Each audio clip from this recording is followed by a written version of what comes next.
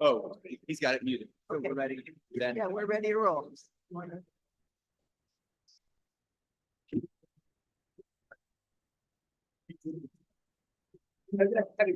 Oh, he's got it muted. So we're ready then. Yeah, we're ready to roll.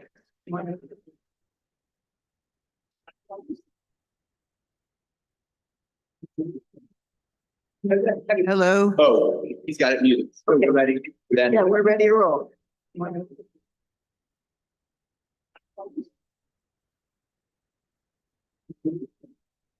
Hello. Oh, he's got it muted. So we're ready then. Yeah, we're ready to roll.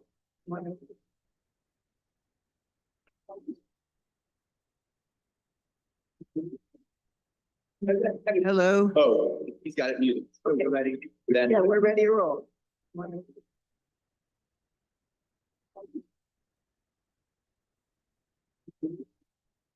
Hello. Oh, he's got it muted.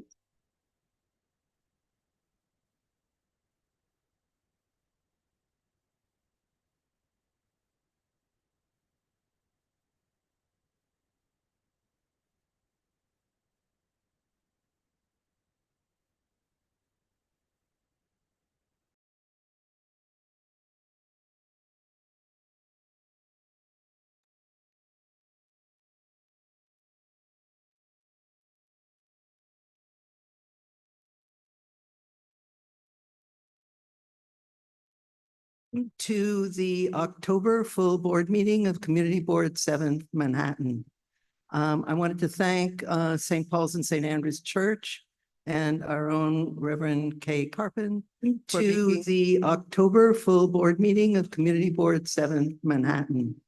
I wanted to thank St. Paul's and St. Andrew's Church and our own Reverend Kay Carpin to the October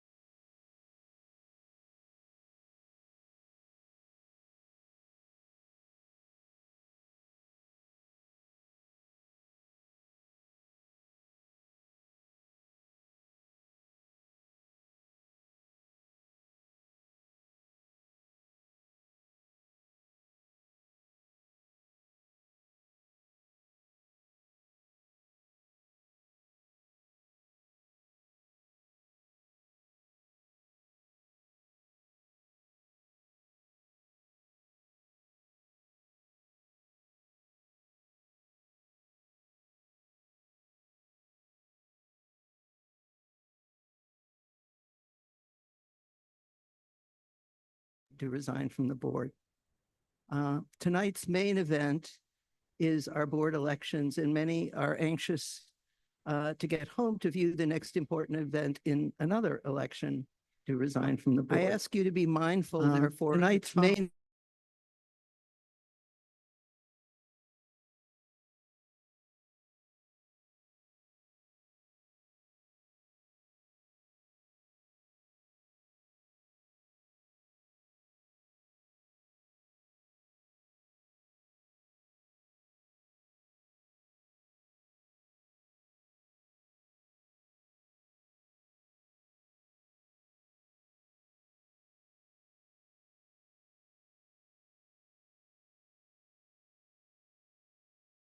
bit.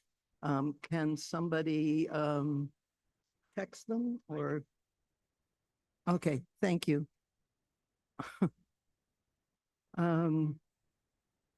Many are anxious to get home, so I ask you to be mindful of the time as you ask questions of nominees and comment on our on business session items. A couple of quick announcements. In the next month, board members will receive emails from the Borough President's Office announcing their fall training schedule. Some sessions are mandated annually for board members, and the BP's office takes note of who attends those. I understand that there will be also some new offerings, so please look for these announcements in your inbox when they arrive. We're planning to hold a very brief executive session of the full board on the night of the steering committee in October to vote on a personnel matter.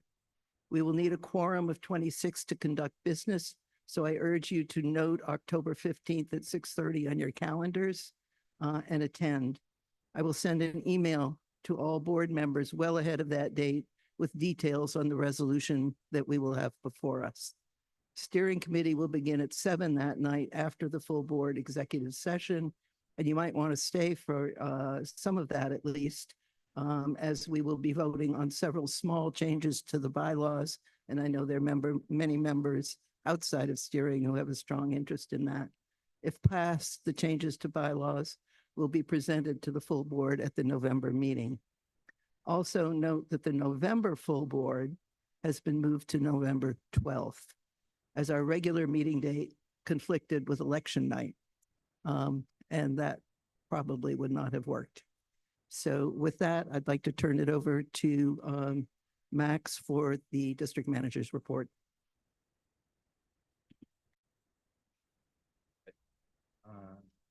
Anyone hear me though?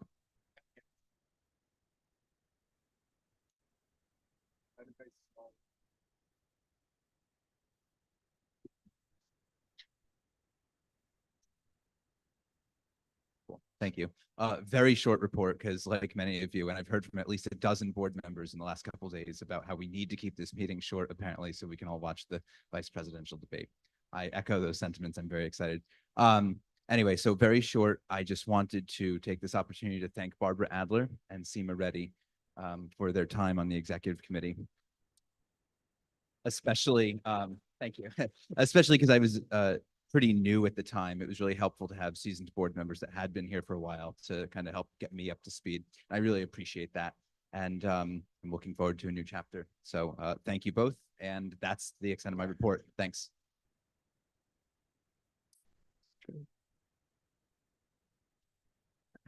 We're not going to fix it. We're hoping they'll fix it. Done. Okay, on to approving the minutes from last month. Again, all in favor? Aye. Any opposed? Abstaining? They're adopted then. So I would then like to turn the meeting over to Natasha Kazmi as chair of our election committee to manage the election of officers for the next year.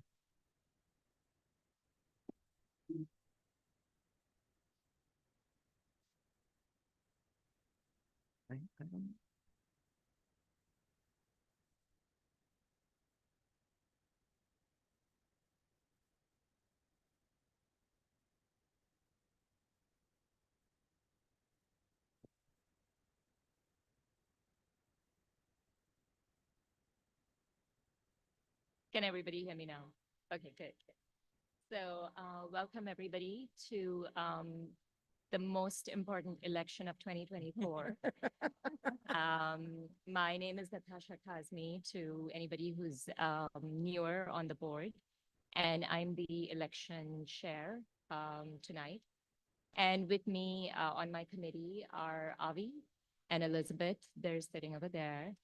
I want to find out, first of all, if everybody has a ballot, every board member has a ballot in person and on Zoom, hopefully. If you don't, then just let us know and we will hand you one. Tonight's election will be conducted under the procedure outlined in section 3D of the bylaws. And the voting will be conducted under section 4B as outlined in the bylaws. The ballot.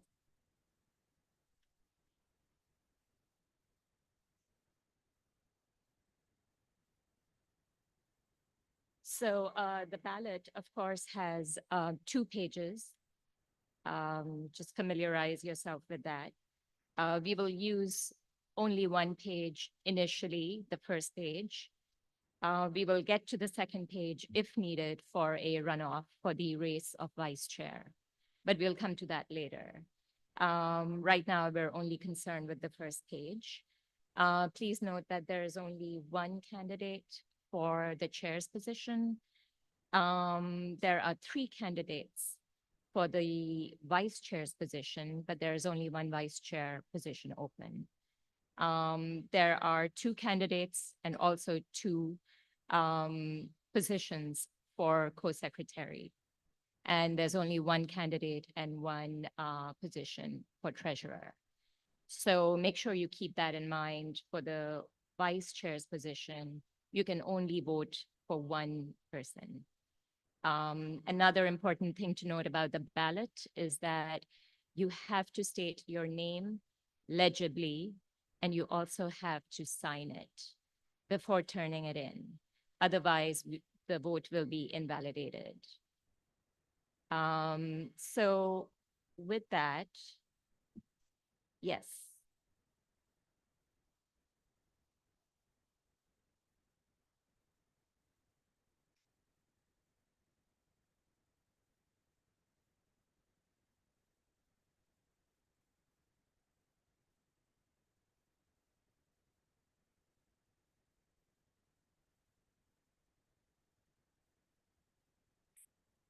Okay. Yeah, Elizabeth.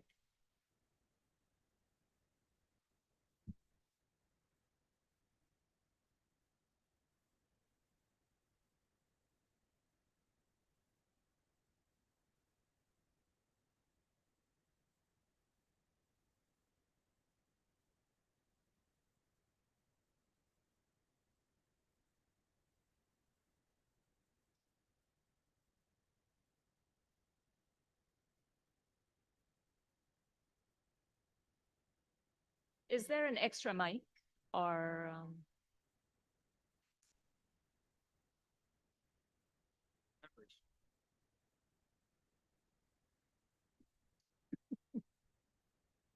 Just want to point out that if you're voting for someone, you put an X next to the side of their name. Years ago, it would never happen now. People put checks and they were invalidated. Okay, so let's not even have a chance of something like that happening. Okay. Thank you, Shelley. Can you pass it to Elizabeth so that she can repeat what she said for everyone's benefit? So again, what I just said was that there are 2 co-secretary positions. You are allowed as members of the board to vote for up to 2. And a majority, as long as each candidate has a majority, they will become a co-chair. We'll have an issue if, for whatever reason, one or both of the co-secretaries don't get a majority of this audience, get X's by their names tonight, but let's cross that bridge when we come to it. If I may just make another suggestion, sometimes we like more than 1 candidate for a position that only has 1. If you put 2 X's, the X's next to 2 names or 3 names for vice chair, that part of your ballot will be disqualified, will not count. Yes. Oh, yeah. Sorry. If anyone has additional comments, actually, I was just told you have to come up here to speak. It could interfere with the audio, and then we might go back to losing the people on Zoom. So anyone, just come on up here, raise your hand, or however the order might be, except for the executive committee who has their own mic. Yes, they can, now people on Zoom. Yeah, that's right. Now they. Took a while. Are there any other questions about the ballot and how to vote? Natasha, do you just want to remind people about the remarks people are giving? Are people going to give remarks tonight? Yes, yes, Minutes. but I'm just trying to, right now I'm just asking people if they have any questions about filling out the ballot or if there's any confusion about that. We will have statements from the candidates. Anything? All right. So we're going to hear from each of the candidates. According to the bylaws, all candidates have the opportunity to make up to a 5-minute statement if they choose. So I'm going to call on the chair candidate. Hello, I will be very, very brief. I don't need 5 minutes. You've all seen my candidate statement, which says pretty much what I wanted to say and what I hope to focus on in the coming year. I know that many of you are eager to keep this meeting short, so I won't repeat any of that. But I would like to thank the board members for your help over the last 2 years in doing this job. It's been more complicated and time-consuming than I could have imagined, but I've benefited from your experience and expertise in so many ways. My heartfelt thanks, especially to the executive committee with whom I've worked closely and with our committee co-chairs. We have a lot more work to do, and I look forward to doing it together, and I'll be happy to answer any questions folks might have.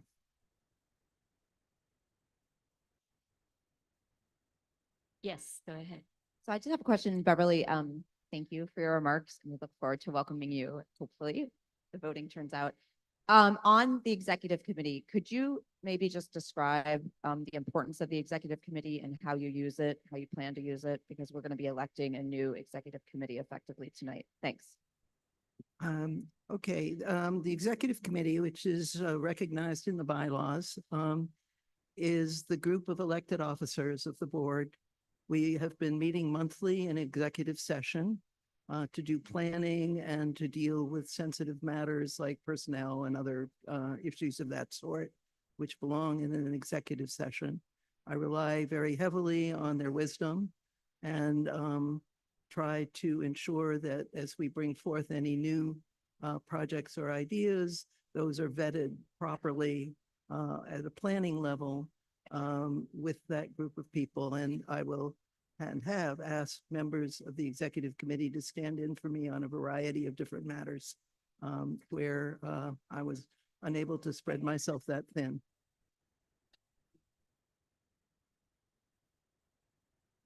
Are there any other questions for the chair candidate from any board member? Okay, so we're going to move on to the vice chair candidates. I'm going to call on each of the candidates in alphabetical order by last name. And after all 3 of them have spoken, I'll open it up to questions from board members. The question can be for any particular candidate or for all 3. But first, we will hear from all 3 of the candidates. So the first person that I'll call on is Alex Bell.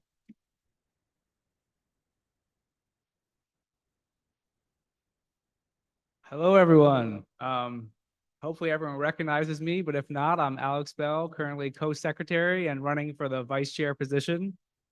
I've been on the board for 2 years now, and I've loved almost every minute of it. I've made a lot of great friends and worked really hard on some of the things to improve how the board works, as well as some resolutions for the community. When I started, our full board meetings would often be 3 hours plus in length. And our great co-secretaries had to manually go and count everyone's raised hand, which took a long time. A lot of our speakers went over their allotted time. And in general, the meetings weren't as efficient as they could be. In addition, anytime we had to post something like a resolution to the website, we had to wait for Do It, which took 2 to 3 weeks in order to get it approved. And so in general, the board, it wasn't functioning up to its full potential. And I ran for co-secretary last year and worked really hard to change that. First, Barbara and I built the text voting app, which everyone has used this past year, I think to great effect, which has really, served to streamline how our meetings are run. And we designed it with, accessibility in mind. So no fancy logins, no fancy apps, just like good old fashioned text messaging. And also as part of that, we keep the meeting and the speakers, the required time limits. And in general, I think everyone will agree that we've done a lot better in terms of how efficient the meetings are this year. And then to the website, my friend Jesse and I, we decided to build a whole new website for MCB7 outside of the New York City Do It system. So we built the website, and again, we worked with the city to make sure it met the language requirements, the accessibility requirements. And now we post multiple times a day, resolutions, agendas, etc. So it's been great working with the office, and I'm really proud of all the things we've done to make the board way more efficient, as well as some of my work on YEL and transportation as it relates to resolutions. I joined CB7 because I'm born and raised in the Upper West Side, and I don't think I could live anywhere else. And now that I'm part of CB7, my parents, my siblings, my friends text me all the time saying like, why is this street so dirty? Why is this Upper West Side full of trash? Why is this motorcycle tearing down Broadway? Like, when are you going to do anything? And it's like the people, like our people on Upper West Side, we really have these quality of life concerns that they really want solved. And that's what I want to focus my attention on. So I want attention in the same way I've brought like my attention and my focus on the board as co-secretary. I want to focus on quality of life issues as vice chair. And I think the way I'll do that is bringing that kind of engineer can-do attitude. I think, as some of you know, I work for Meta/Facebook as an engineer. And that's how I like to approach things, just like eternal optimists. Let's try different things, see what works. Some things will, some things won't. And that's what I will work on for the quality of life issues.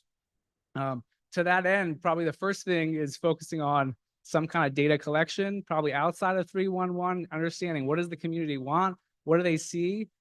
Is my father, a outlier with his obsession with Riverside Park potholes, or do other people share his obsession? So getting data like that.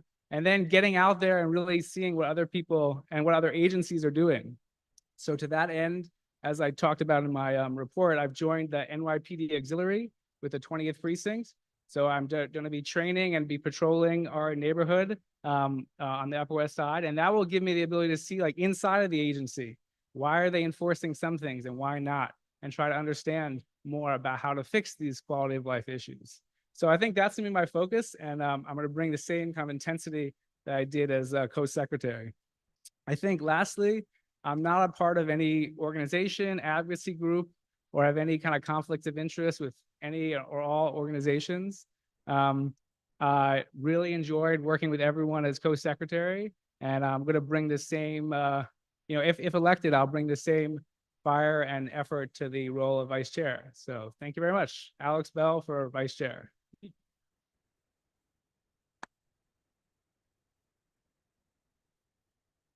Thank you, Alex. I'll now call on Doug Kleiman. After all three candidates have spoken, we will then open it up to questions. Thank you very much. Strange, on the way over here, someone offered me a ticket to Istanbul, but I just want you to know I said no. I said no.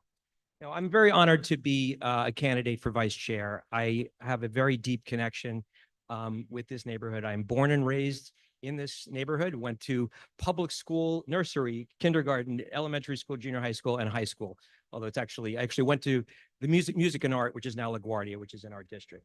I want to say that that everybody that is a board member, and even this is really a message to the newly appointed members, you should be very proud. I know I'm proud. We are one of the most applied for community boards in the whole city. And it means a lot that you've been nominated, that you're appointed, and I am too. We have a lot to say. We have a lot of things to contribute. We have an embarrassment of riches here. And really, when you think about it mathematically, we have like over 1,000 years of life experience among all of us, and we should better tap into that. And that's a commitment to mine all of the experience that we have and utilize the incredible, skills that all of our members have. We are custodians of this neighborhood and this district. I feel that way. And by the way, I will just say, I've said it before, and if anyone ever says that community boards have no power, it's a self-fulfilling prophecy. It's not true. Squeaky wheels get the grease, and we, you could say we're the groundlings of city government, but squeaky wheels really do get the grease. So if you think that we have no power, then it's true. But if you make something of it, we have lots of influence and power. So my work is I'm a retail real estate broker. And what does that mean? My job every day I wake up is filling store vacancies, which is a very important issue in this city and nationwide. And that's what I do. I represent a lot of small businesses. I'm very proud of adding to the to less vacancy in our neighborhood. But moreover, what my job really is I am a negotiator. I'm a broker by definition. I am in between two parties coming up to make a resolution, right? And that is how I earn a living. And as the adage goes, you know, a good result is when both parties walk away equally happy or equally unhappy. We do a lot of negotiating. That's sort of the core part of what we do on the board. We're negotiating with constituents. We're negotiating with developers, with city agencies. We're negotiating among ourselves for resolutions, for agenda items. And I think that's a skill set that I bring to the board. We have a lot of instability, obviously, in the city. I made a joke earlier about what's happening down in City Hall. We obviously have, we need more stability here. I'm very, very happy to see that at minimum of three of the 5 executive positions coming into our new year are all newly appointed members, relatively speaking. I think that 3 to 2 is a good ratio. I think it's important to have experience and new ideas. So I'm very happy that that's already been done. Basically, the role of vice chair, as is mandated in the bylaws, is obviously to step in for the chair when needed. I have done that. My institutional knowledge and background in my lifetime of working with people, stakeholders, community-based organizations, small business owners, et cetera, gives me a certain amount of maturity and confidence to step into that role immediately. I think that there's a certain amount of maturity and tenure that's needed when you're in a position, when you're at borough board or in other public facing meetings. I think that over the years of my experience allow me to fulfill that role. I'm very honored to be here today. I hope, you know, I'm ready. I submit to you that I'm basically ready on day one, and I ask for your vote. And I'm also very happy to answer any questions that anyone has. Thank you.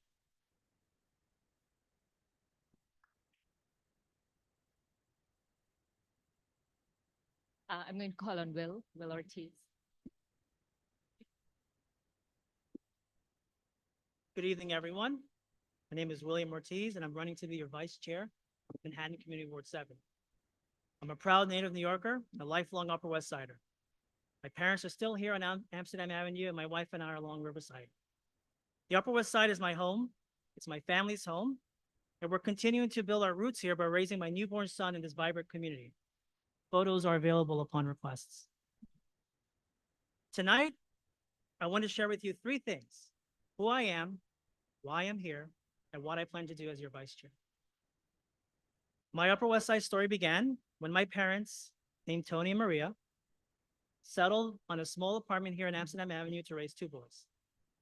I'm a proud student of the New York City public school system, the Escaleras on 87th Street, PS9's magnet program, IS-44 science school program, and Beacon when it was here. Most recently, I graduated from Fordham University with an MBA, and I received my bachelor's degree in political science from City College up on 137th Street. I also have 20 years of experience working at Apple. I've had many roles there: client-facing roles, directly with customers, business specialist, mentor and onboard training for new hires, and most recently a project manager for managing training videos that goes on our YouTube website. I've been a dedicated board member for over 5 years and serving on 7 different committees and in charge of 2 of them. During the height of COVID, as co-chair of Public Safety Committee, I led efforts to address rising crime and improving the quality of life for our neighbors.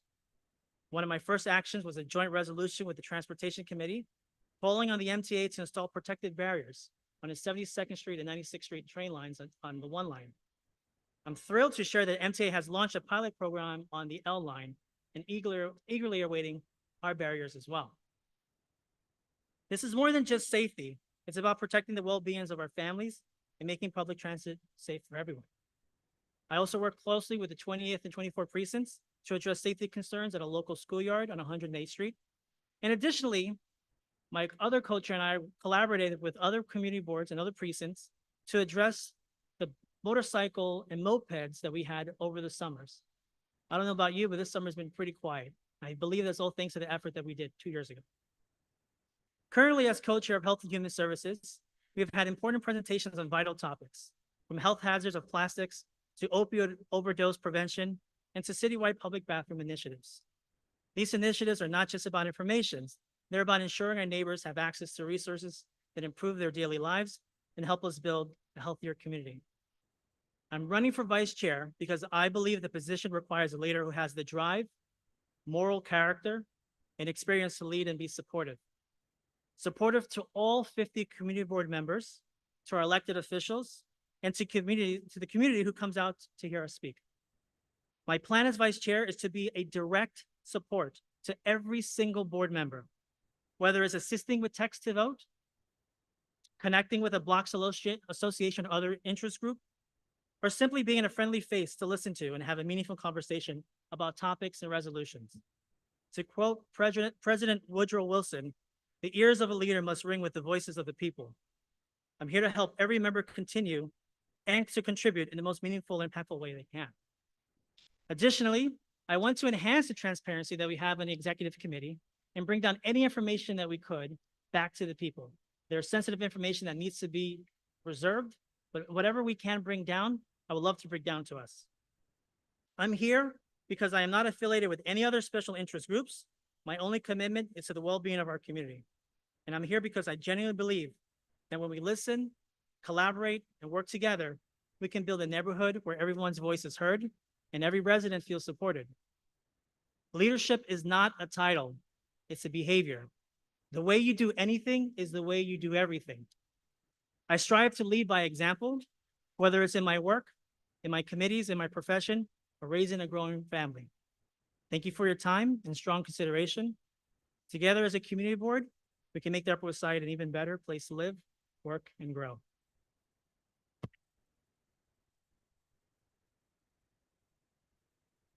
Thank you. I want to call on Murat, who is a candidate for co-secretary, and followed by Michael Molinari. Oh, yes.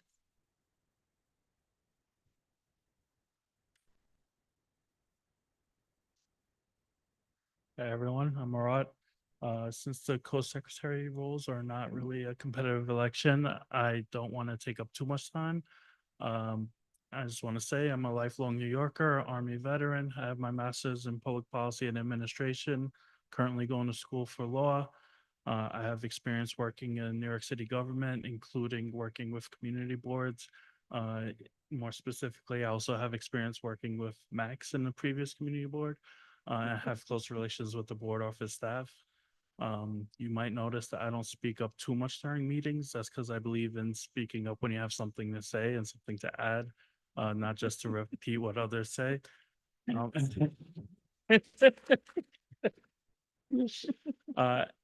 that's the way I kind of go about everything. I'd rather work behind the scenes and make sure everything runs smoothly and quickly. And I'm hoping to do that as co-secretary for the board. And I'll leave it at that.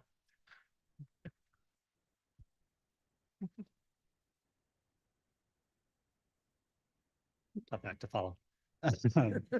So Michael, for anyone that doesn't know, I'm also running for co-secretary. I'll also try to be brief. Even though I'm a new member, I know that this is something that takes a lot of responsibility and a big commitment, and it's definitely an essential role. And so all I would say to all of you is that it's not something that I take lightly. It's something that, I will certainly commit myself to. Definitely look to some very big shoes to fill for any advice and guidance along the way. But looking forward to hopefully contributing in the way that folks before us have and continue with Murat. So thank you.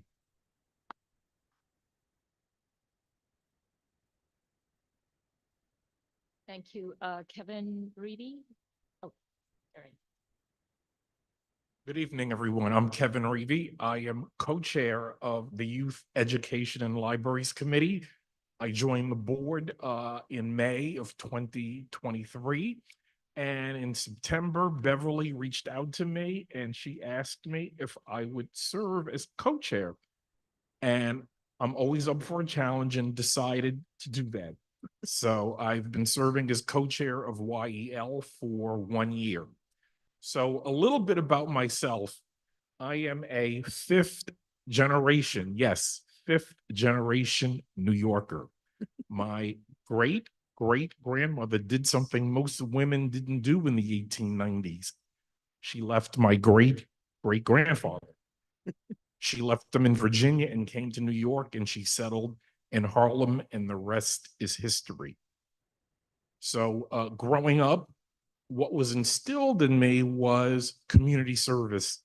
Growing up on 98th Street as a teenager, I was very involved in the Tenants Association as well as the Tenants Patrol, and was actually, I was fortunate to meet the Manhattan Borough President when I was 16, 17, and 18, because I was awarded the Manhattan Borough President's Award for Community Service and Leadership. For those of you who know me, one of my hobbies is I'm a genealogist on the side. And actually, I discovered in my research that my great grandfather, different side of the family than my great grandmother, actually resided here on the Upper West Side at 212 West 64th Street. I found him in the 1910 census. So my roots here on the Upper West Side go back 124 years. So what I also would like to share with you is my vision for the role of treasurer. One of the things that a good leader does is they share their vision. So it's my understanding from talking to various folks on the board, to Beverly, that this is a relatively new position.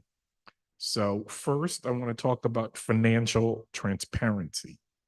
So I intend going forward to provide on an ongoing basis a financial report. This is the money we got from the city. This is what we got from city council. This is where the money's going, and this is what we have left for the rest of the year. And it's my understanding that other community boards, the treasurer provides an ongoing financial report. And I think it's our responsibility as board members to know where the money is and where it's being spent. Secondly, I want to work closely with Beverly and the rest of the executive board in terms of financial planning, such that we could have monies set aside for the projects that Alex and Doug and Will and others may have. Because at the end of the day, it takes money. Third, I want to have a defined job description for the treasurer's role, which will become part of our board documents. It's my understanding that the job has not really been defined, and I want to take that to the next level. And I want to thank Seema for all the work she's done over the last couple of years. And I want to take it to the next level. So I won't go into my professional background. It's all in your, it's all in my statement, but I will say that CB7 is the 7th community board that I've served, a 7th board, not community board, 7th board that I've served on, mostly which have been nonprofits, educational institutions, and endowments. And when I've held leadership roles, whether it be the finance person, the treasurer, the board president, the board vice president, we've always come in at or under budget in terms of expenses, and we've always had a balanced budget. So I look forward to working with Beverly, the rest of the executive board, the co-chairs, and the rest of the board to make CB7 and the Upper West Side an even better place tomorrow than it is today. Thank you. Thank you. That was exactly 5 minutes. I realized I got so caught up in listening to all the candidate statements that I forgot to stop for questions. So at this point, if anybody has any questions for the 3 candidates for vice chair, Um, would you, Max, do you want him to come up here? Or- If you could come up here, that would be helpful. Thank you. For Vice Chair.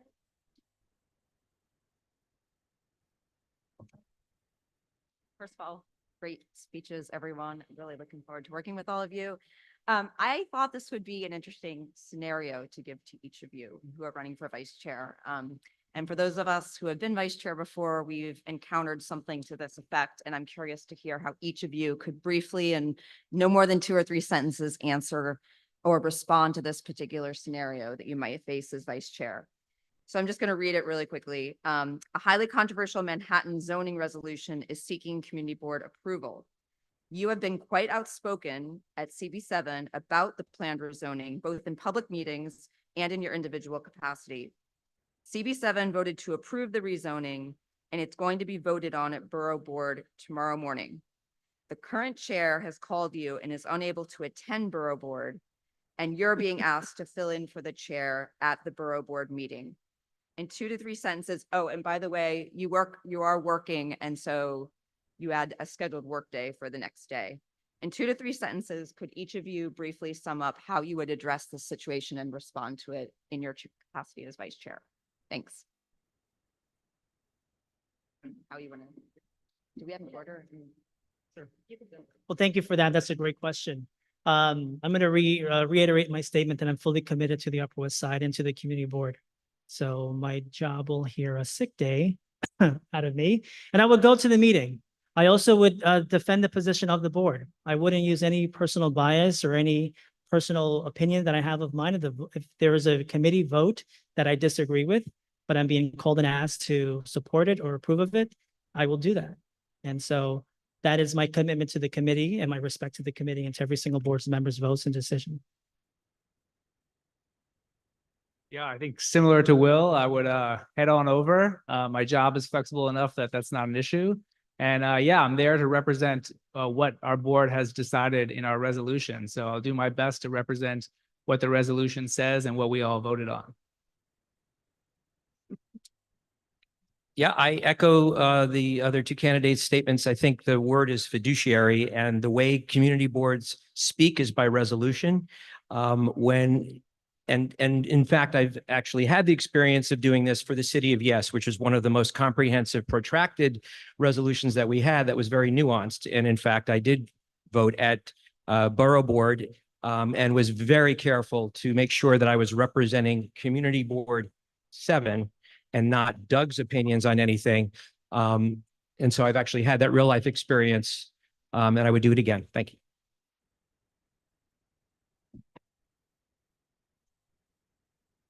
Hello.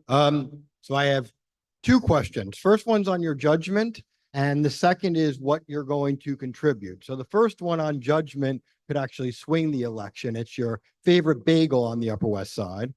And the second is someone who served as vice chair under multiple chairs, had to step in when chairs couldn't be at the meeting to chair it, and step in when someone had to step down from being chair and act as interim chair. I have some insight into the position. So my question is, I think we're all fortunate to have you all on the board, and everything that you shared sounded really, really great. But why would the current chair, or any chair for that matter, want you as their vice chair?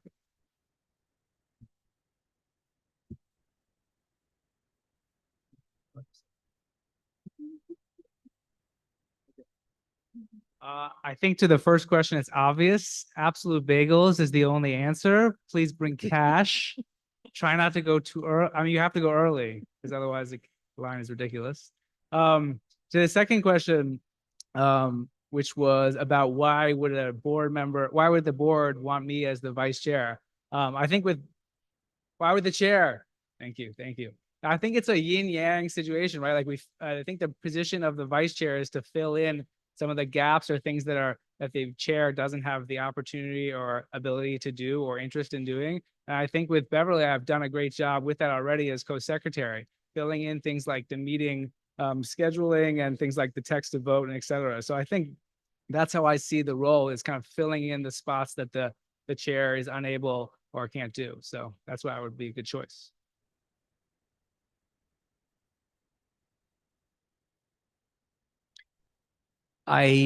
As I mentioned before in my statement, there is a certain amount of decorum, maturity, and experience, institutional knowledge and wisdom. So when you're speaking on behalf of the chair, the only person that can actually speak for the board is the chair, other than our resolutions, which speak on their own. So basically, it is to represent this board with utmost respect, to never embarrass this board. I want, personally, would like, my barometer when I vote for someone is to think, can I sleep at night knowing that they may be doing business somewhere else? And the answer is you can sleep at night. If I have to stand in front of, represent this board in the chair's stead, in this case, Beverly, you can sleep well at night knowing that you'll be represented professionally, objectively, and intelligently. Well, my favorite bagel spot is H&H. Give me. Yeah. So sorry, Will. Rearranged. I have to say, Absolute Bagels is fantastic. I do have a soft spot in my heart for ore washers. It is kind of a trick question, Andrew. Shame on you. There's so many good bagel spaces, but yeah, I'm going to say Absolute is sort of a.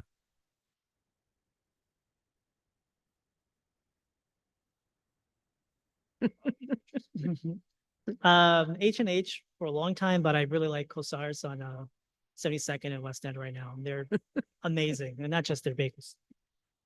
Huh? Oh my gosh, these are amazing.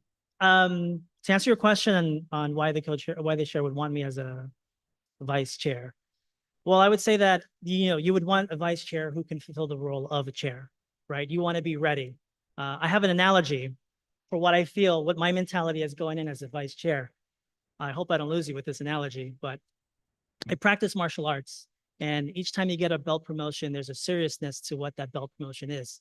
When you reach brown belt, you're effectively a black belt, but without the title. So you need to know the dojo etiquette. You need to have the respect. You need to be like the teacher, like the sensei, ready to be a black belt. You have to be in that position without the title. That's why I said leadership is not a title. It's a behavior. It's a mindset. And so I think of the vice chair seat as that brown belt, where you're just ready and waiting for that opportunity to support. It's all about supportive role. There's nothing selfish here. And so that's why I think I'd make a great co-chair to Beverly. Thank you. Thank you. I'm going to move on to the co-secretaries. Are there any questions from board members for either of the co-secretary candidates?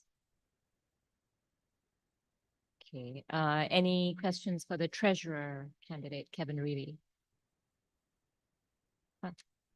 Okay.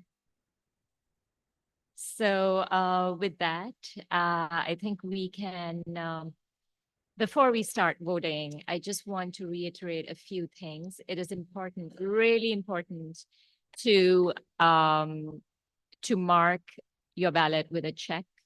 It is really important with an X, sorry, X. Check is, okay, with an X. It is also really important to write your name legibly and also to sign before handing it over. So the voting can now begin, and in a few minutes, we'll come around and collect the ballots. And thank you. Yes. Yes. Natasha, also note, we have to rip off. Yes, you can just rip off the first one and just give us the first sheet back. And keep the second sheet for yourselves. If needed.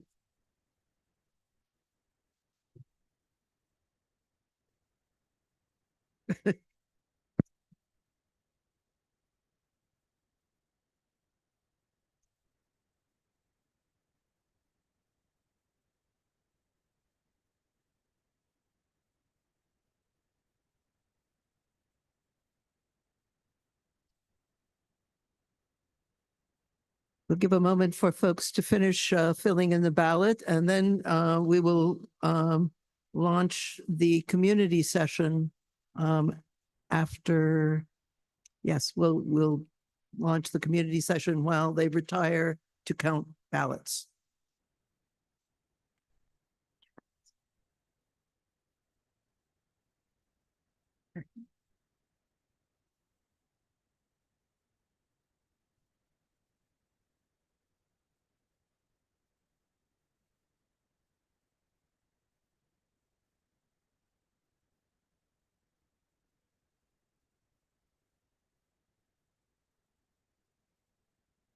Yes, Shelley?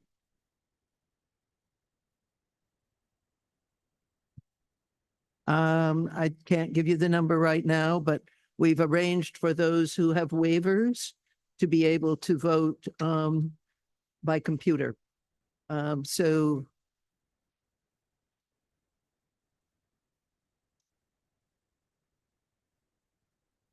I'm sorry, I can't hear you, Shelley. Do you want to come up to the microphone?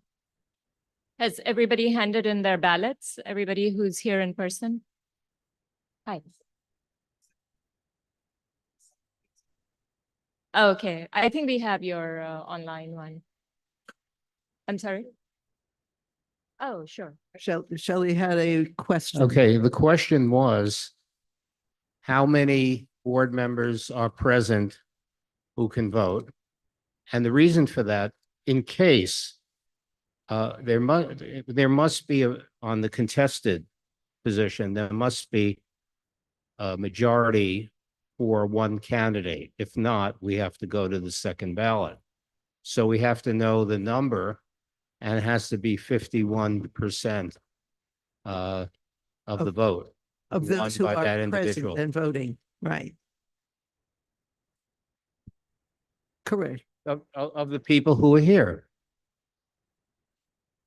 No, my understanding, I could be wrong, is that it's of the number of people here who are board members or eligible to vote, not from the whole board, but from the people who are actually here. Okay. The number will become apparent during the counting, right? Because the number of ballots cast sets the 100% against which we must have 51% to name somebody as elected. Sorry? If everyone votes, and there may be abstentions for some items, yes.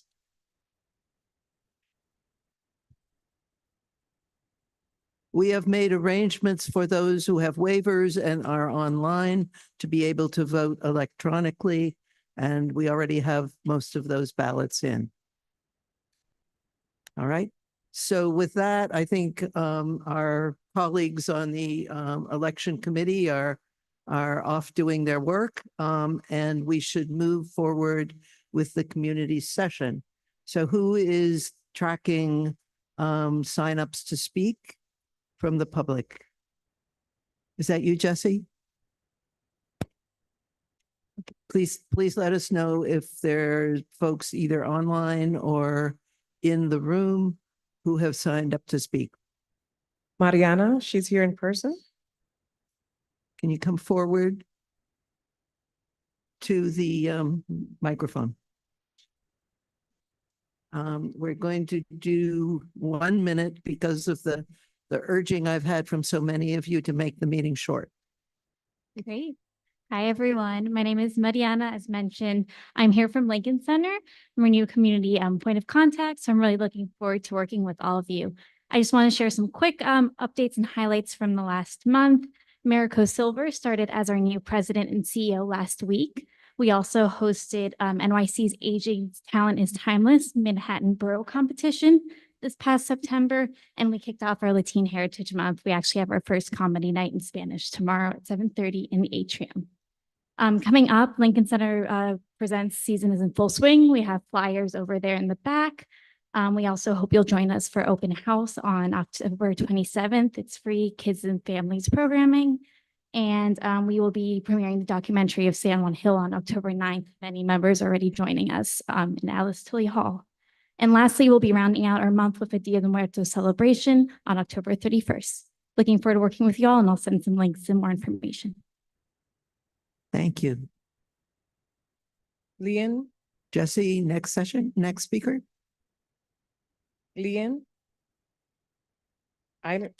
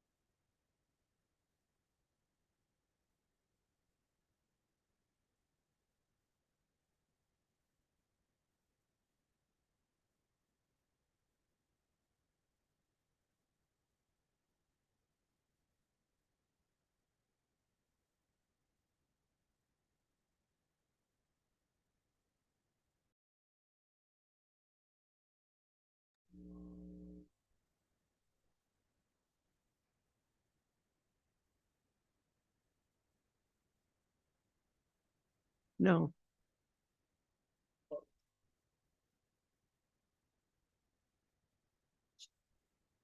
Go It's ahead. okay? Thank you. The Federal Communications Commission is a captured agency. The telecom industry controls the agency that regulates it. Harvard Safra Center of Ethics published an investigation showing ties between the wireless industry and the FCC. Former wireless lawyers and lobbyists lead the agency as FCC commissioners. An example, Tom Wheeler, appointed head of the CIA, SCC in 2013. Prior to this, he was a U.S. presidential fundraiser. He was also head of the CTIA, a telecom association.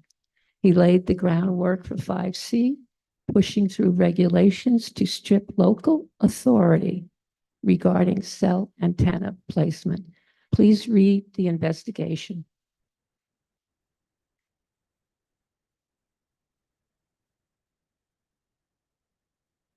Mary Evancho, she's on Zoom, but I don't see her. Yeah, I'm here. Okay. Thank you. Mary Evancho, president of West 73rd Block Association. Good evening. We have two follow-ups today. She's on Zoom, but I don't see her. Yeah, I'm here. Okay. Thank you. Mary Evancho, president of West 73rd Block Association. Good evening. Hello?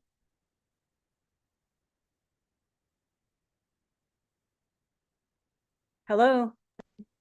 Good evening. Hello? I'm getting feedback. Hello? Good evening. Hello?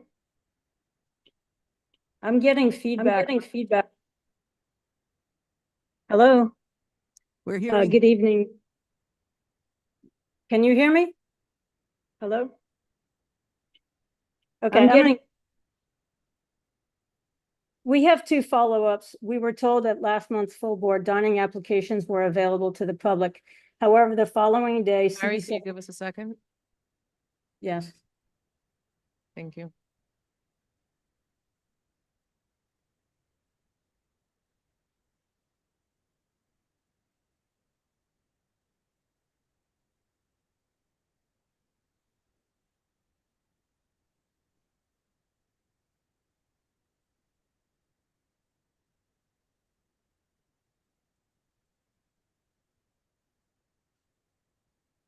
Mary?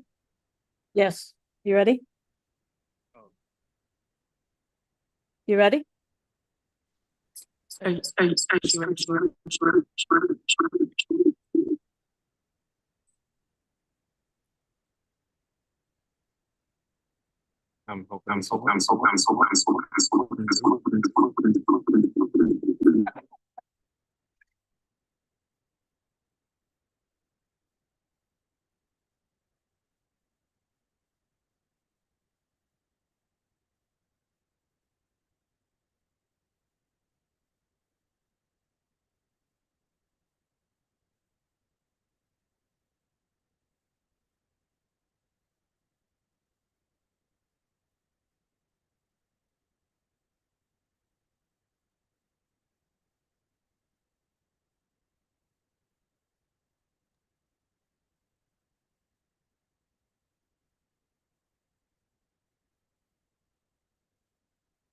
We can't hear what you're saying.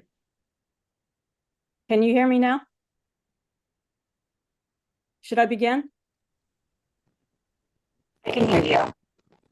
Okay, I'm going to try again.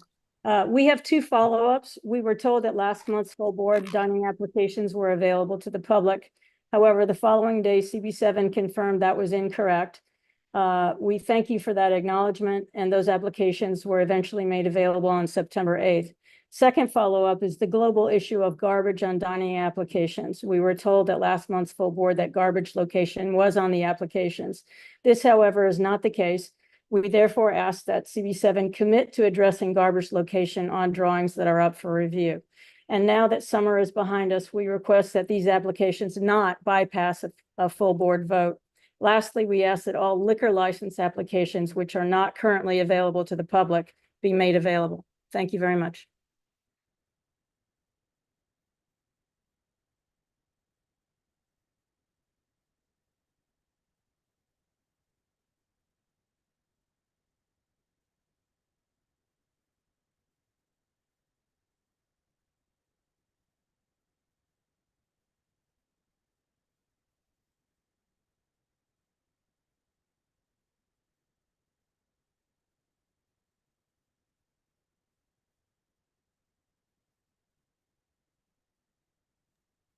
She just, Miriam already spoke.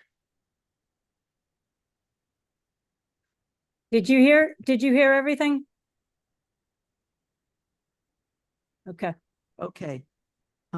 So if that is the end of the community session, I bring it to a close and we should do our roll call sign in on our phones. Is there going to be a response to what I just asked? Yes, we are very discombobulated. Sorry about that.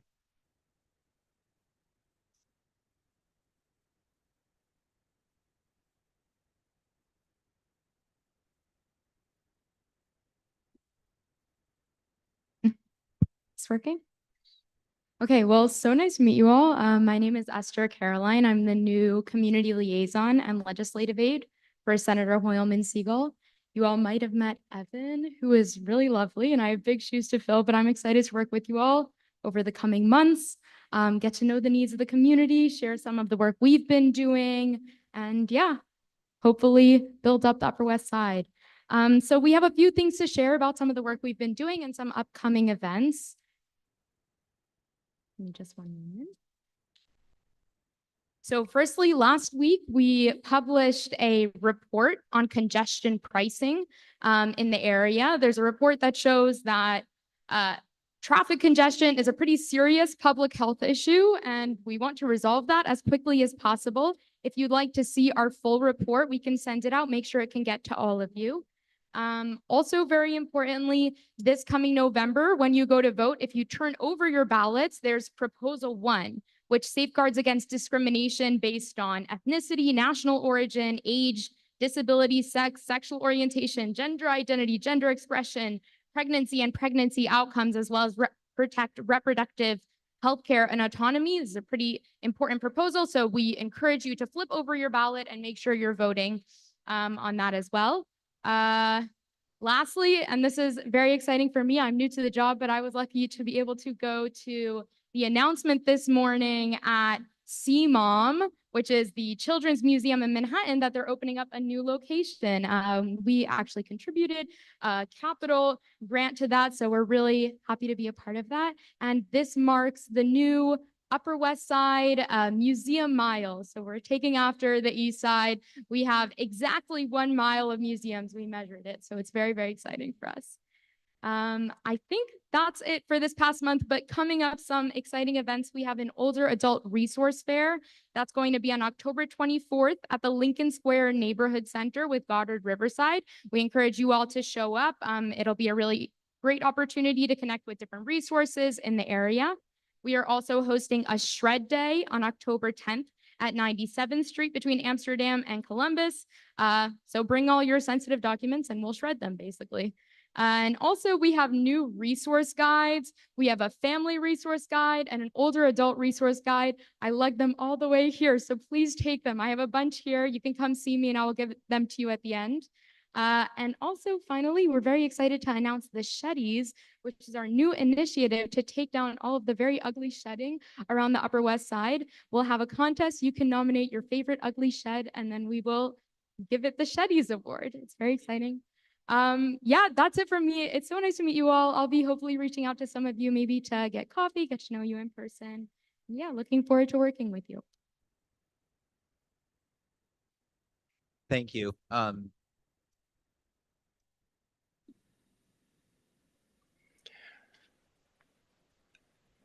Hi, this is Peter Arnson. Can I quickly add No, something no, from the no, community? Don't worry about that. If you session? signed in at the door, you're good. Okay, so sorry, I was getting my list back up. We do have a couple more elected offices to go. We'll go, I'm gonna read a few down. Jesse's promoting them, and I got a quick hop in the back, and then I'll be back out. We're gonna go to Sawaiba from the Borough President's Office, followed by Gwen Saffron, followed by a representative, Alyssa, from Councilmember Abreu's office. Hi, everyone. This is Sawaiba from BP Levine's office. I'll make it short. So the borough president sent a letter today to the MTA outlining some gaps in their recent capital plan. This includes necessary funding to continue the need for accessibility at stations across the borough, screen doors, and other items that should be in the plan. Again, the example is platform screen doors, which remain an important safety feature that the MTA should move forward on. We're a big proponent for it, so I will give updates when there are some in the future. Next, we know about the revolution in composting. We've been receiving lots of questions regarding it from how fines get dished out, also on how composting gets separated. A lot of this information is now made available on our website, which is under composting and fighting climate change. If you have any questions, you can reach me via email, and I'll be happy to give you clarity on that. Lastly, as was elucidated in the beginning, leadership training series are returning starting on Monday, October 28th. These are open to the public and they're mandatory for board members. Some of these trainings include conflict of interest and equal employment, as well as sessions on land use, open data, and more. Again, if you need that information, it's available on our website, and I'm also available as a resource. Thank you so much. Have a great night.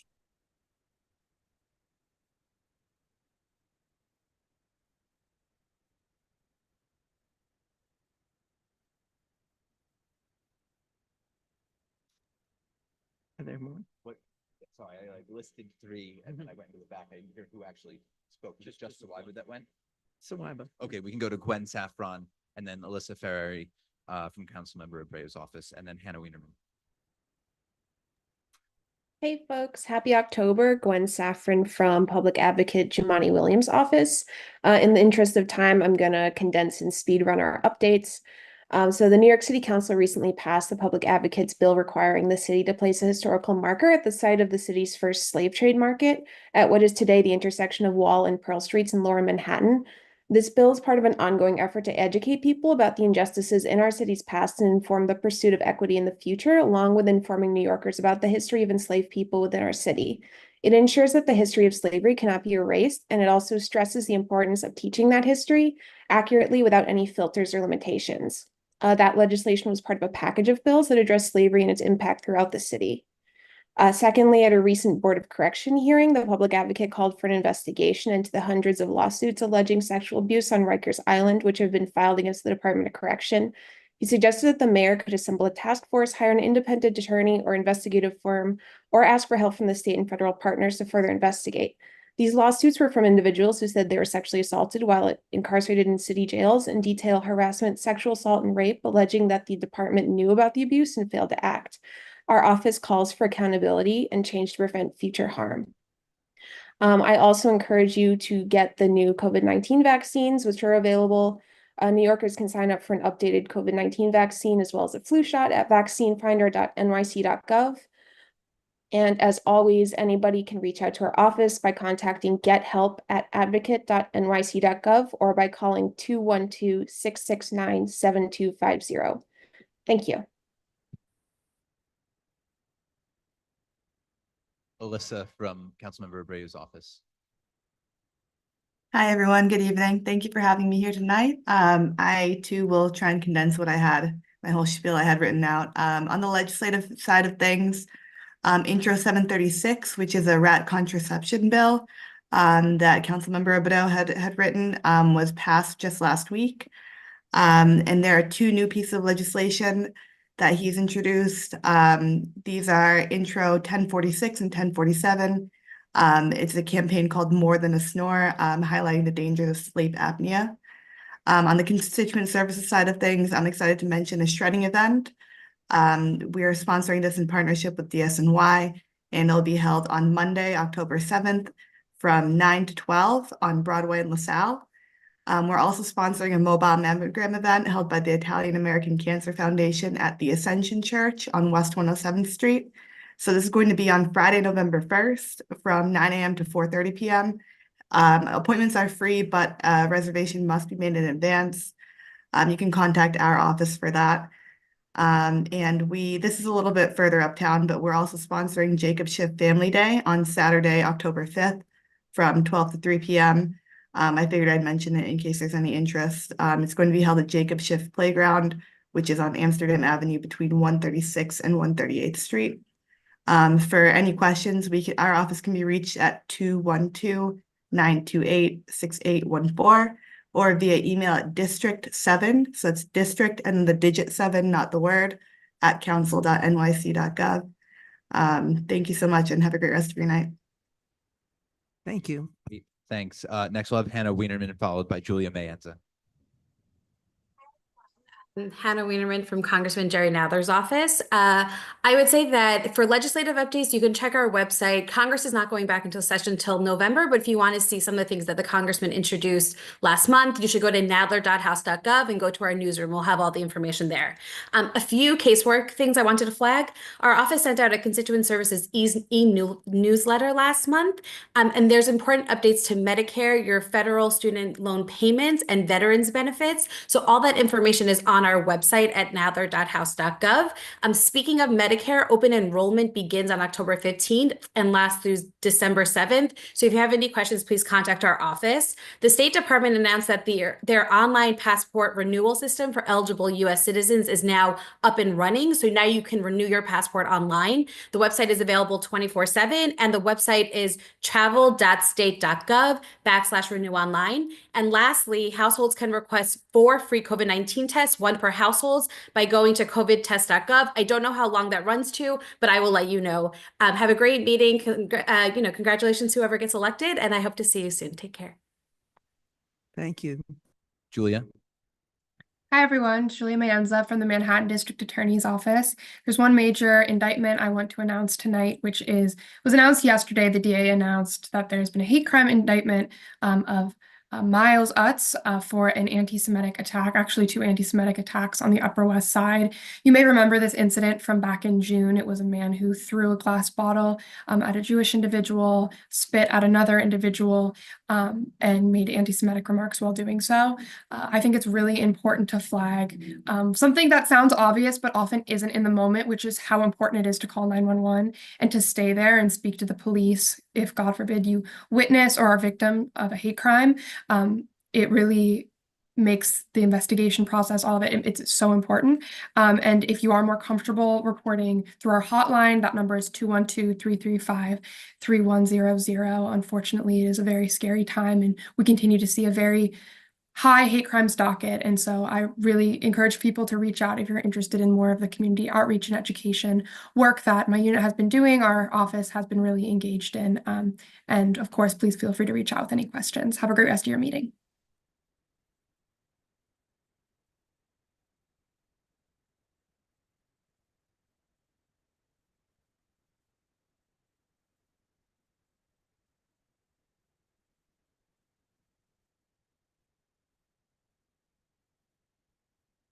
Next up is Peter. Peter, are you on?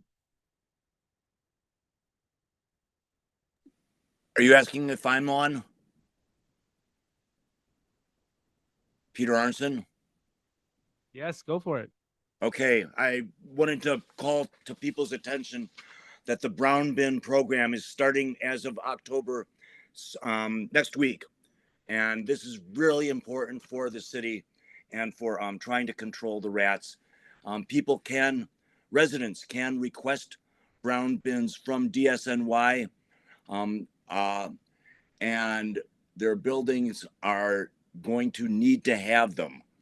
So this is, you can get more information from DSNY or from the Manhattan SWAB, Solid Waste Advisory Board. They have a couple of papers that describe what is going on, how this is going to be accomplished, and why it's important. So this is starting next week in our area north of 106th Street. We will be able to put out garbage, or not garbage. We'll be able to put out food waste on the same day as our recycling, which in my case will be on a Sunday night. And wanted to bring that to your attention. It is something that I'm not clear on how NYCHA is going to be included in on this. And that is going to need to be further looked into. Thank you very much. And thank you for all your work. Take care. That's it. I believe that's it. Okay, yes. Yes, certainly. I'm not going to give it, but Natasha is. She's right here to do that. Natasha, you have results? I do. I've never been in such a position of power before in my life, so I'm very grateful for it. I, first of all, want to thank Avi and Elizabeth and also Max for all their help. I want to congratulate Beverly on being, on winning the race for chair.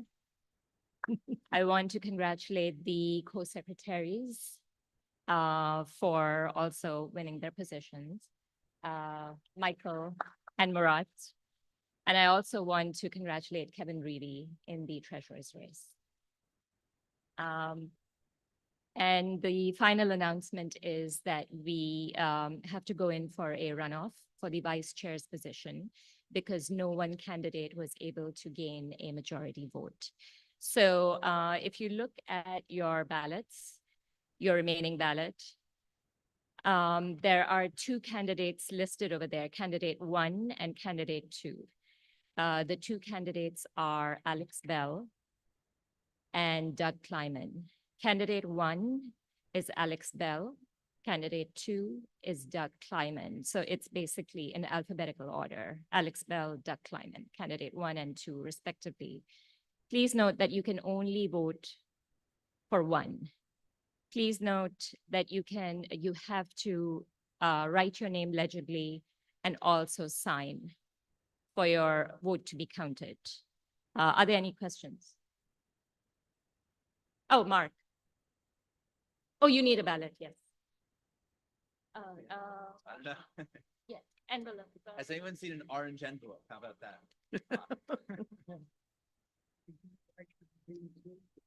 Just put it in.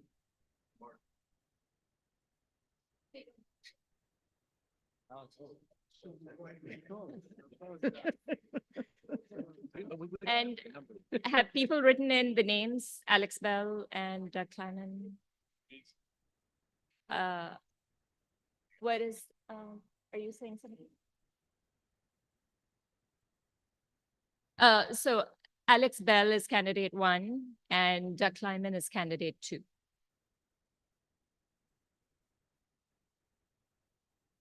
Go ahead and write it in. Yes.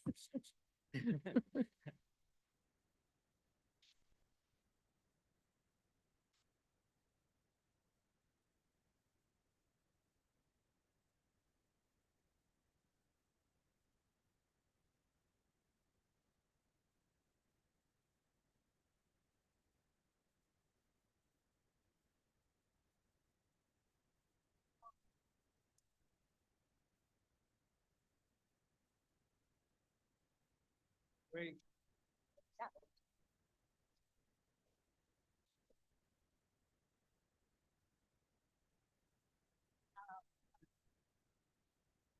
Natasha, do we have second sheets from those folks who are online?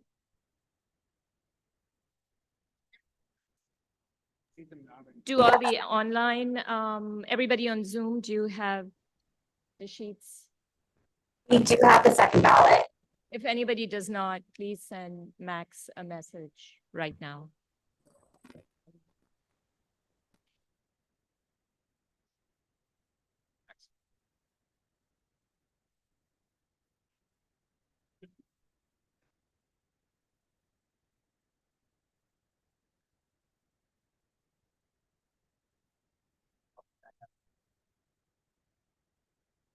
Has everybody given in their ballots? Thank you.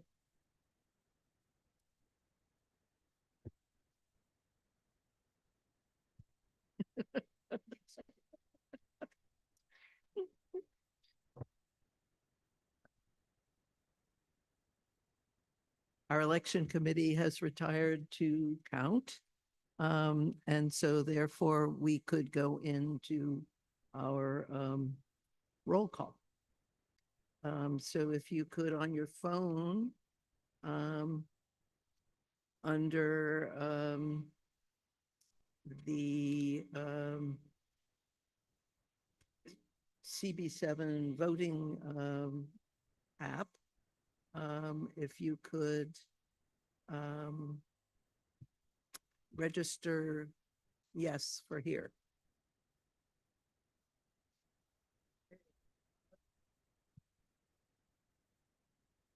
I have to get it in place. Voting system.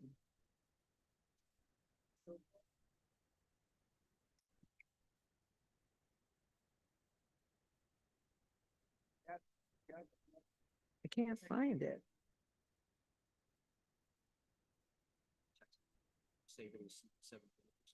Yeah, I did. CB.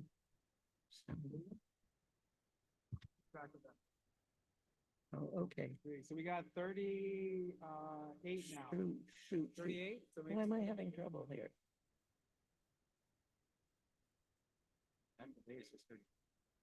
Oh, I have 3 people in there and I got. Help. Oh, okay, there. Okay, anyone else? 1 minute? Okay, yeah, no problem. We've got 40 people. Okay. All Okay. right. We'll miss you. 3, Feel 2, better. 1. No, he wanted to stay and vote. Great. We're done with the 10 minutes. How many? 43. Okay. 43. All right, well, thank you for that. And I'd like to move forward while our further votes are being counted to call on Roberta Sieber and Carey Alexander, who have a resolution from the Budget and Strategy Committee.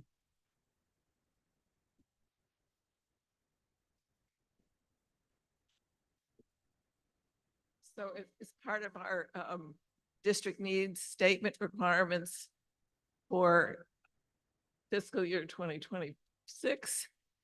We are asked to take our top 3 priorities for our district. And based on the data, our top 3 priorities, our needs are affordable housing, quality public education, K through 12, and food insecurity. The numbers keep increasing. We keep losing affordable housing. We keep more and more people are food insecure. Does anyone have any questions? The question has been called, so you can vote.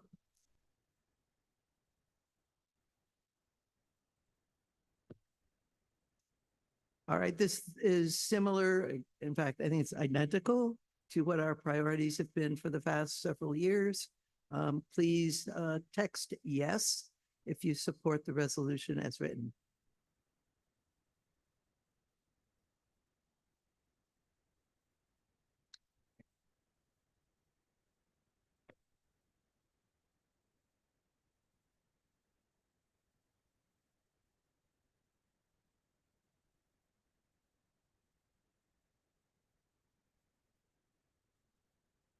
Okay, we've got 3601, so maybe 4 people, but we have 4 people in the back, so let's give you 5 more seconds to vote. You don't have any trouble? 5, 4, 3, 2, 1. One more second. Manual?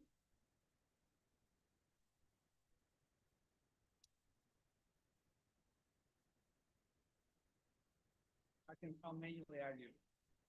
I'll manually add it. All right. Anyone still voting for this one? No, we're good? Okay, 39010.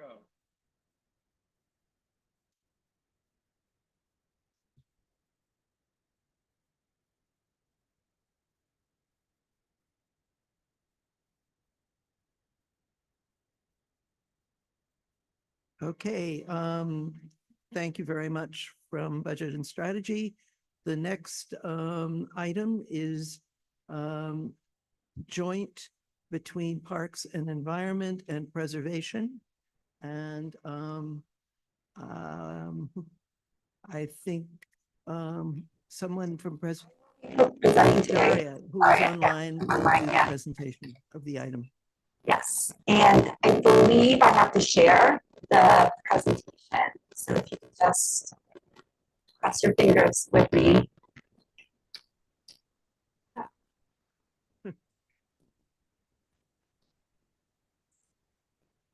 It's just. You see it?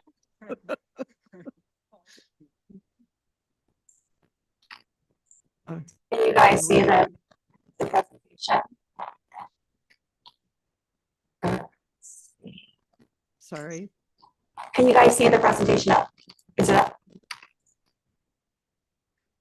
Difficulty with your audio.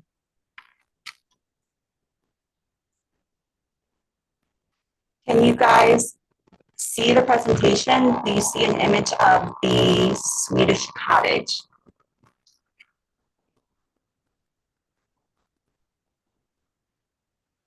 Observation to. We can see the presentation. Okay, so I'll go ahead and start. This is, we're presenting a resolution for the Swedish Cottage Marionette Theater. This is a joint resolution from the Parks and Environment Committee and the Preservation Committee. So there's actually a full renovation going on at with the theater. Are you? Go ahead. There are a couple of components that require us to, Marionette Theater in Central Park at about 79th Street. It's a very rustic building. It's old. There are very few records on it, so they don't know what it's looked like, what it has been looking like over the years. But what the Parks Department wants to do now is basically restore most of it and put on a new roof, 2 new flag poles.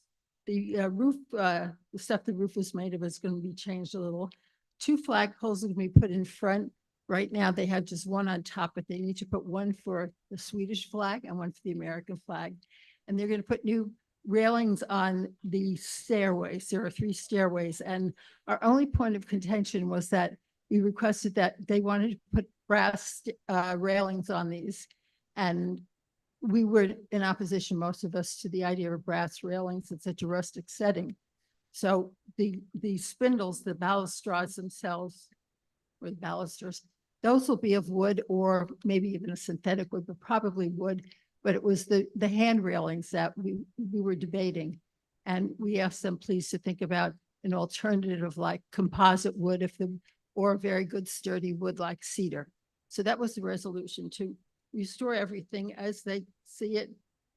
New flag poles, new roof, and the railings, hopefully, just a minute, hopefully of a composite or wood. Paige has something to say? Sure. Come forward to the microphone. And I think it was bronze, not brass, that was proposed.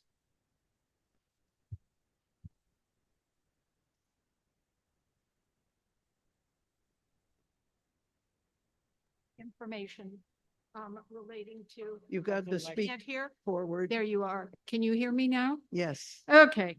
So the issue with this building was I had forgotten I worked at Beyer Blinder Bell, And they were the last people to do a comprehensive restoration of the entire building. There are drawings that exist from that era, as well as other piecemeal repairs that have been done. So the concern I nearly had a heart attack when I saw the chrome round 19, whatever it is, 20s type of handles and all the door furniture being completely of a different period than the building, which is, I have all the information here, but I didn't bring it up. I think it's important, and I'm quite happy to write up a short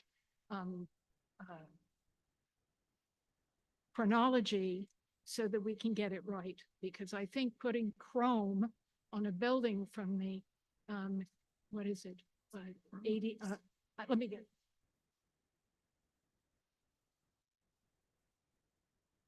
Sorry. I believe it was bronze, not Bronze, chrome. it's just the railings that we're talking about. That would be invading.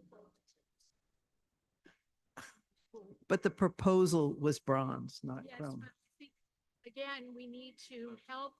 Again, we need to help the Parks Department actually reinstate the original building. Otherwise, it's a fantasy, because that metal was not even probably invented when this building was built. This dates from 1876. It was initially in the exposition in Philadelphia, and it was moved to New York as a gift in 1939. Now, everything else on there is of original wood material. It has been repaired, but in kind. And I really had a heart attack when I saw that people wanted to do modern bronze. No, actually before then, it was just the shiny metal, but bronze would not be appropriate either. So you need to find a substitute, and there are many that are good woods like hickory. That's amazing. It's very, very sturdy, etc. But to actually completely reinvent a fiction, I think is wrong, because this is a beautiful, beautiful building. Any comments, Larry? You have to come forward, please.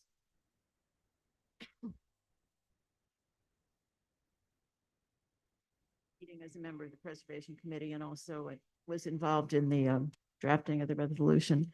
So with a application to the Landmarks Preservation Commission, the finding that we need to make is whether a proposal is appropriate, and we can modify it by saying reasonably appropriate or extremely appropriate or minimally appropriate. And what the resolution does, I believe, unless it was changed after I last saw it, is it makes our recommendation that the railing, which is bronze, and it's not in a modern profile, it's in kind of a sculpted classic profile for a railing, although it is bronze. Our finding in our proposed resolution was that that is minimally appropriate for this building, although we had a strong recommendation that they look to other possible materials such as real wood or composite wood. And then for the flagpoles, and Madge referred to those, but didn't. And the reason they have to have two flagpoles, it was a very interesting presentation about why you can't fly another country's flag on our flagpole. So we have to have the Swedish one and the US one. We found that that proposal for the two flagpoles was reasonably appropriate, and thereby recommended approval at the LPC of the railing as minimally appropriate and the flagpoles as reasonably appropriate. Is that it? Yes. Yeah. Okay. Does anybody have anything else to say on this? We were all in favor of the proposal. Both Except me. committees. I did not vote Oh, in you favor. voted. I was minority who voted no, because I knew where the drawings were. There's a full set of drawings in the Fire Blinder Bell archive, and it's all documented. It was painstakingly restored in 1996. So we're voting on the proposal that the stair railing, the hand railing is minimally or not appropriate, and we gave our suggestions for alternatives to that. And the rest of the proposal from the Parks Department, we voted in favor of. That's two flagpoles in the roof. Okay, Okay? can we call the question? All in favor? We vote on our phone for this one.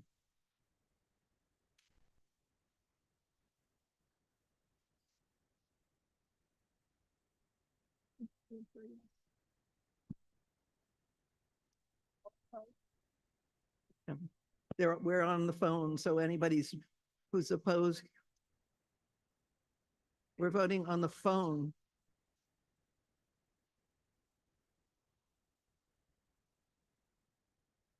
Okay, we've got 32-0-2-0. We got one manual. 33-0-2-34-0. One. Wait for 5, 4, 3, 2, 1. The final vote is 36-0-3-0.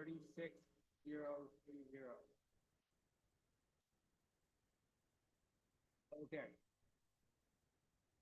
Okay, 36, 1, 3, 0. From Okay, we can move on then to the YEL item. This is going to be difficult because oh, okay.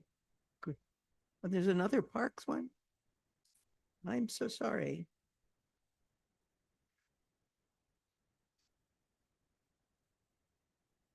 No, that's all just part of the oh, the paving. Yes, 3, Riverside Park, paving, reconstruction. If Daria is still having her audio issues, why don't we wait until Natasha comes back?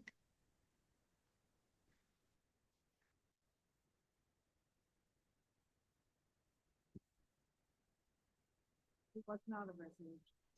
It was a presentation, not a resolution. Okay, so Kevin, would you please step forward and introduce the YEL resolution for tonight? Yes, so the YEL committee is asking of the board to approve the resolution which seeks to make Citi Bike memberships more affordable to New York City high school and CUNY students age 16 and above. So lowering the cost to $5 per month versus $220 a year or $18 a month.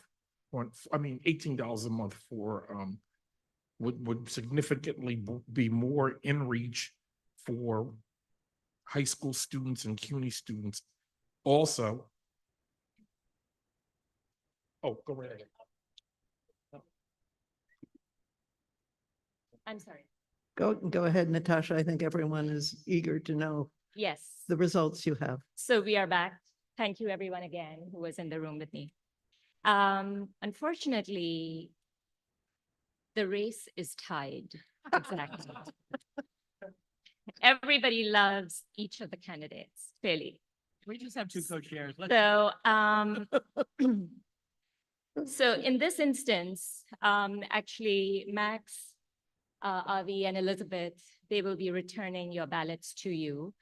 I have to read out what the bylaws say about this scenario.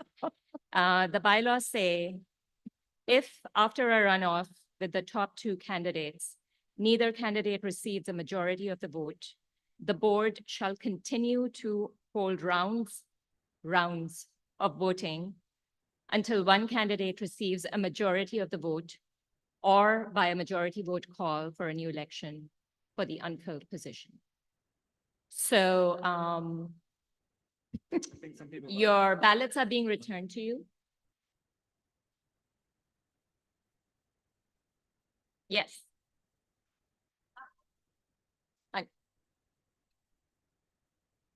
Yeah, let me just tell you what we're going to do. So right next to where it says round one, right next to the column on the right-hand side where it says round one vote, if you could add on with your own pen or pencil another column, which would say round three vote. I'm sorry, it's confusing, but we already did round one and round two. This is actually going to be round three. So if you could write round three vote. And the candidates remain the same. Alex Bell remains candidate one, and Doug Kleiman remains candidate two. Is that clear to everybody? This time Are there? Oh yeah, and please, everybody,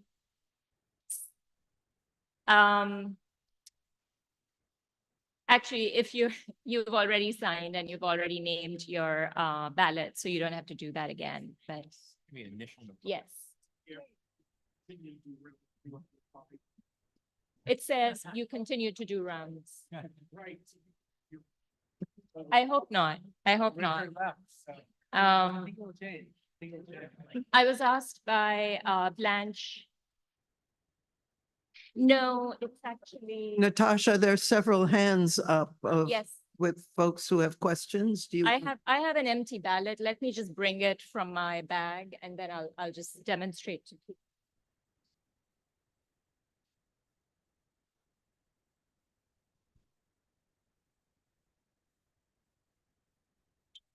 He left, he's left.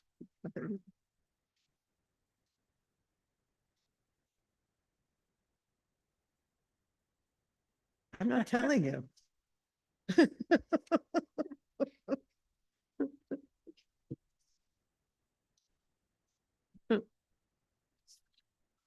So this is an empty ballot that I'm just holding up for demonstration purposes.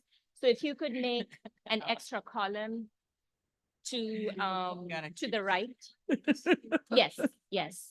And candidate one remains Alex Bell and Doug Kleiman remains candidate two. Bylaws won't permit. Please mark with an X, whoever you want to we vote can't- for. We can't do it now. We could change. the Yeah, by- Andrew.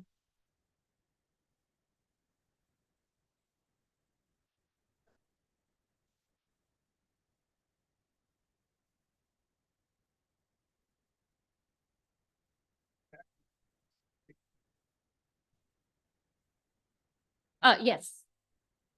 Oh. Jami, did you have a question? He's not here. Oh, He left. Jami, did you have a question? Oh, okay, sure. Okay, I have three things to say. As we devolve into the next portion of the evening, let's try and maintain some order because it could be a long night. Some of us want to see the debate. Number two, Richard is gone, so our numbers are different. Well, and number three, if the ballots weren't signed, my question is, are they then not valid? And could we obviate the next round of voting? It's just a question. I'm not making a motion, but I might, depending on the answer to the question. Can you repeat your question, please? Were there some ballots that were not signed, is my question. No.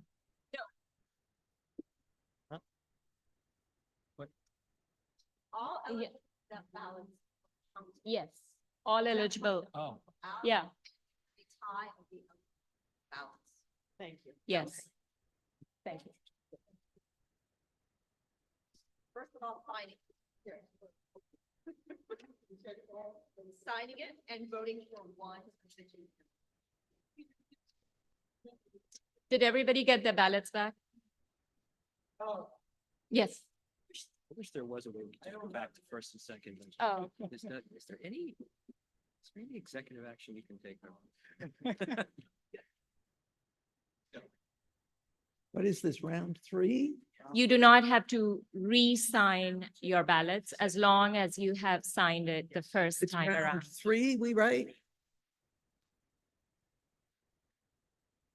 That's fine, as long as. You must put an additional X for this new round of voting, okay? Do not just simply return it back to us based on who you voted for the last time. You must. Yes. put an X. All ballots were returned. I think she's right there. Right there.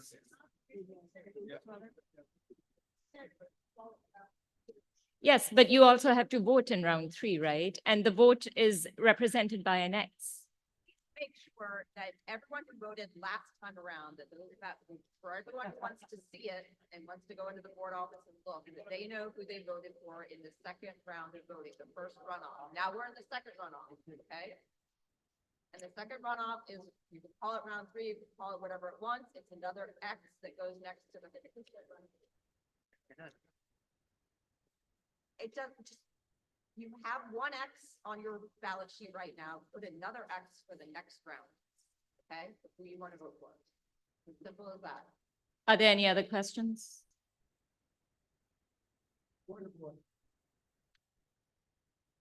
Personally have a problem with the fact that at least one voter having voted and having seen that the vote was final as well. Well, that was incorrect. Well, yeah. I don't know what to do, but I know that it wasn't found and wasn't given. And he left. And now he's in essence being deprived of a vote. There are people who were sick tonight who are not admitted to votes are not being counted. There were 40, I believe 46 people, right? 40. Yeah, but he was. Yeah. Different, it's a different thing that people are not disputing. Right now, he's not here, so we cannot assume how he would vote right now. Isn't that correct? So but right now, we will count the votes on the ballots that we have received back. If anybody has left the meeting for any reason,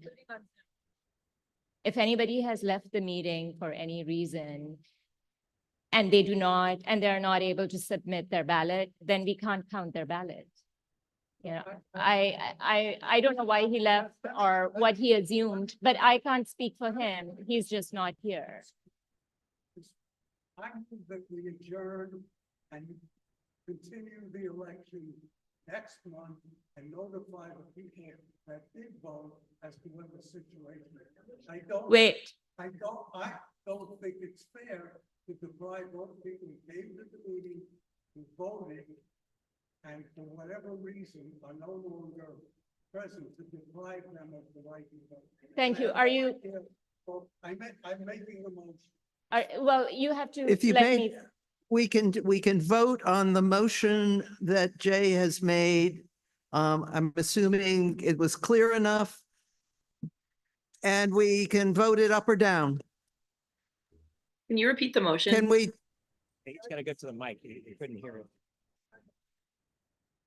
Yes. Yes. Yes. Jay has made a motion. Do you want to tell the public what Jay's motion is so we can on our phones Well, vote there's one for thing it? that I don't understand about Jay's motion. Motion to adjourn. What about the election? Jay, I need to ask you a question. Are you only talking about the election for the vice chair? Okay. Not adjourning. I'm not sure why the person left when they were not even told that it's. What about people who didn't show up tonight? Will they be entitled to vote? We are going to vote on the following motion now on our phones. Jay has submitted a motion that we should adjourn only the vote for vice chair until next month. We can vote yes if we agree with Jay, no if we disagree with Jay. Let's vote on our phones now. Yes. We are voting on that now. A yes vote would mean the election for vice chair is postponed till next month. A no vote would mean that we keep voting tonight.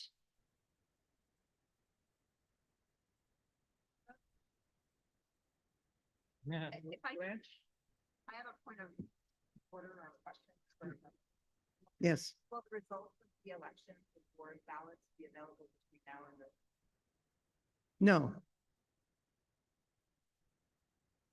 If the election is, if we decide to adjourn this vote for a month, the votes for vice chair will not be available.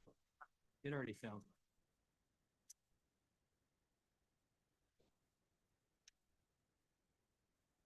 Yeah.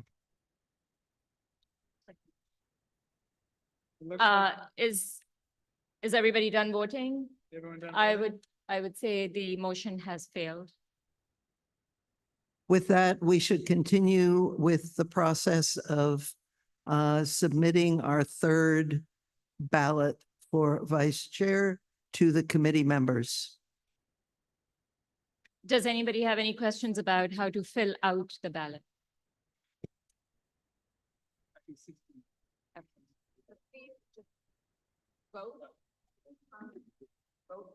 Please do not forget to, if you forgot to sign earlier, please do remember to sign.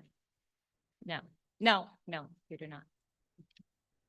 Make sure you put an X for the third. You don't do that. Wow. This is unprecedented. Ballot.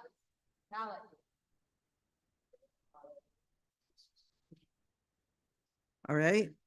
I then call on Kevin to. Everyone's turned in their ballots, right?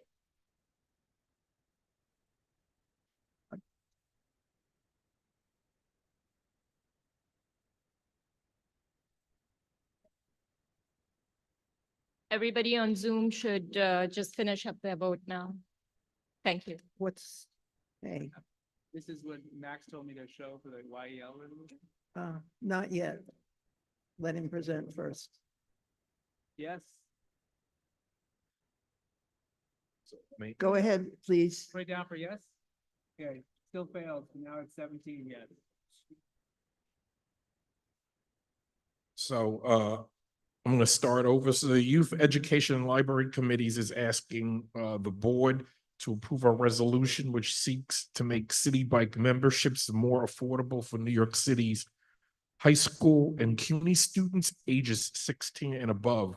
So this would lower the cost for this group to $5 a month versus an annual membership of $220 a year or $18 a month.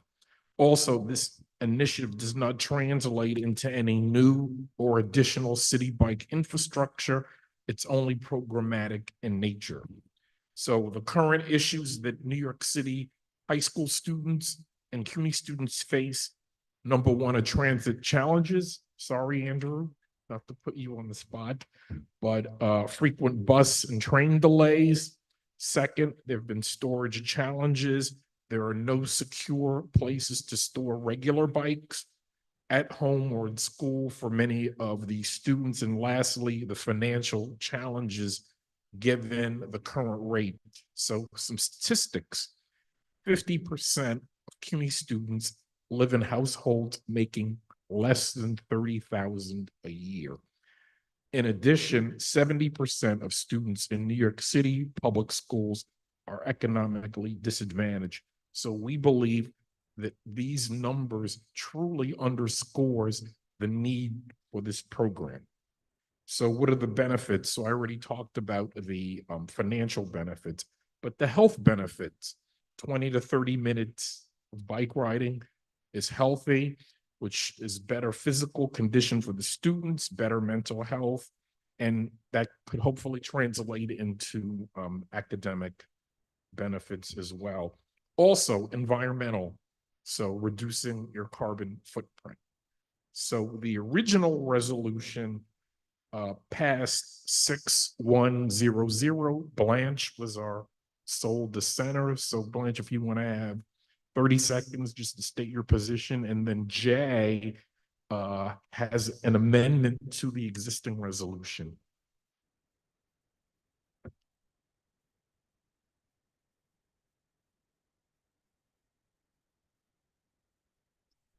Okay, I tried to make it clear to the committee that I was not opposed to the students as defined getting an additional benefit. But I did have some questions and some concerns about the program. One, would this increase the number of docks, I think it's called, which would mean taking away additional space either on sidewalks or on streets as we see the Citi Bike structures? I don't think there was, or maybe could be, an answer to that. That was number one. Number two, I had some, and I do have some concerns about lift. I am assuming, and we've learned about assumptions the hard way, but that if the students paid, say, $5 a month for the privilege of using the Citi Bikes, that $5 would go to Lyft. And correct me, I don't know if, okay. Okay, it would go to Lyft. Lyft is, sorry? Yes, yeah, okay. I do have concerns about the students paying out to a for-profit organization a monthly or an annual fee. That was number two. Number three,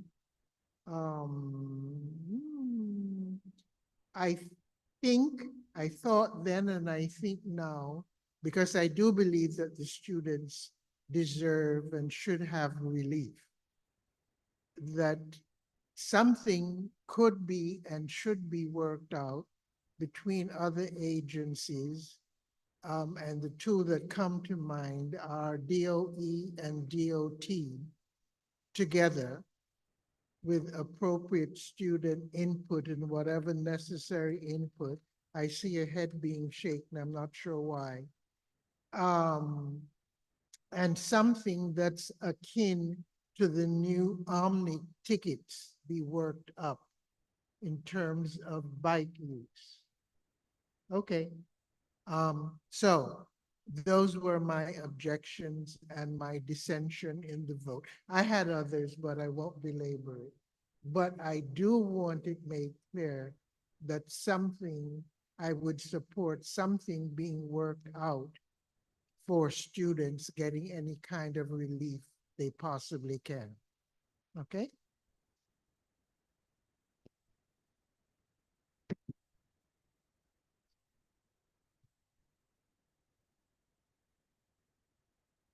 There have been in the past month many calls for CUNY students to get the same advantage that public school students are getting with the new student Omni cards, which is 4 trips a day, 7 days a week, 12 months of the year, much better than the student Metro cards were.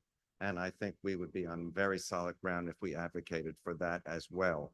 I think that would serve thousands more students than the Citi Bike would, and would get them there in any weather and in all types of eventual need and climate change. And I really, really think that CUNY students are a perfect example of another group that should get the reduced fare student Omni cards. There have been increasing calls for that, and I think we should support that.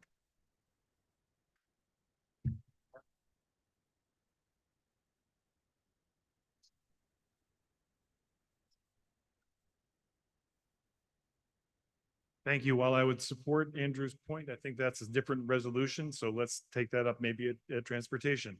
I raised my hand because I wanted to clarify, because I have had experience with this proposal. It's going around at least all the Manhattan community boards, if not all the community boards. Right. And it absolutely will not, and I think you mentioned this, but I want to reiterate, it will not increase the number of docks. It is just access. And then the last point, your misgivings about it, I respect. I disagree, but I respect. But the other thing I wanted to mention is that the city has a contract with Lyft. So it can't simply redirect the funding to somebody else. It can't go to a different agency. If it did go to the other agency, it would still come back to Lyft because that's who has the contract. It's a franchise, and that's how that works. Thanks.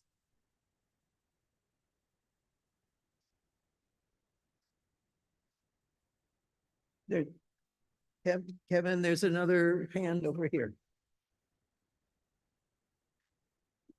So this is for regular, it's my understanding that it's regular bikes and e-bikes. I wasn't at the meeting. I actually was traveling and listened on YouTube a couple nights ago, but Michael just reaffirmed that. Yes, it's both. I see a hand in the back. Exactly. Yes, it's the same exact program as was introduced in 2018 to SNAP recipients as well as residents in NYCHA. Jay, did you want to introduce your amendment? Now, put it up. Max, can you put it on the screen for people to see? Back shared to me. I think this is the one we're talking about. Well, we said we put it up. Is it the one? Yeah, there we go. Okay. So I'll We try can't to, see it all. I'll try to be as quick as possible. And I beg your pardon?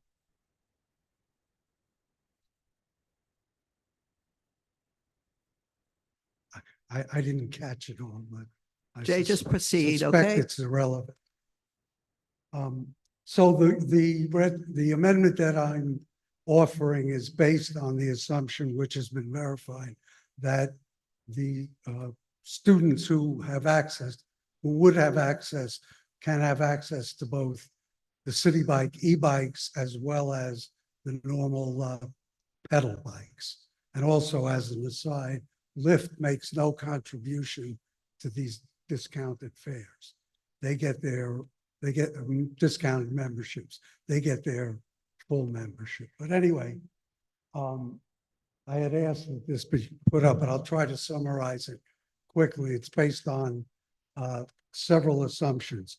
First, there's no requirement now that any e-bikes be registered or insured. And there's also no requirement that operators of e-bikes at any age have to wear protective headgear.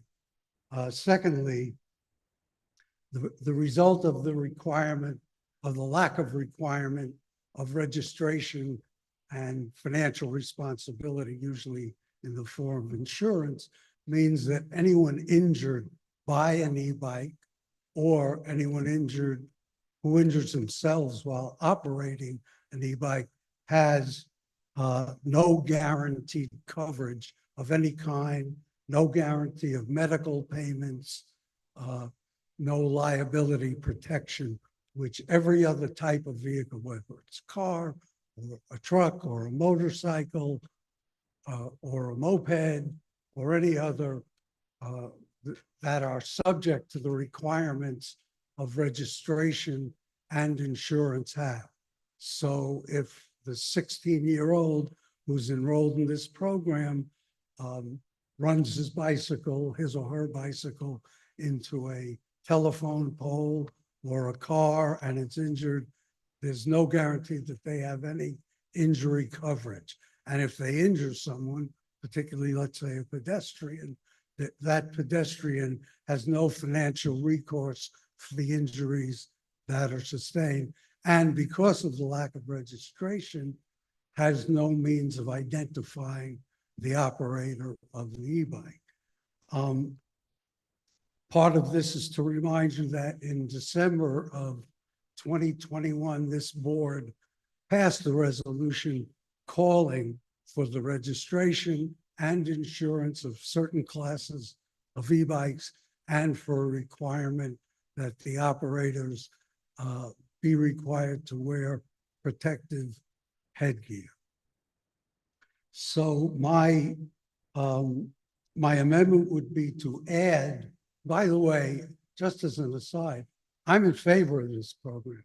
I think that enabling these students to have another means of transportation is a good thing.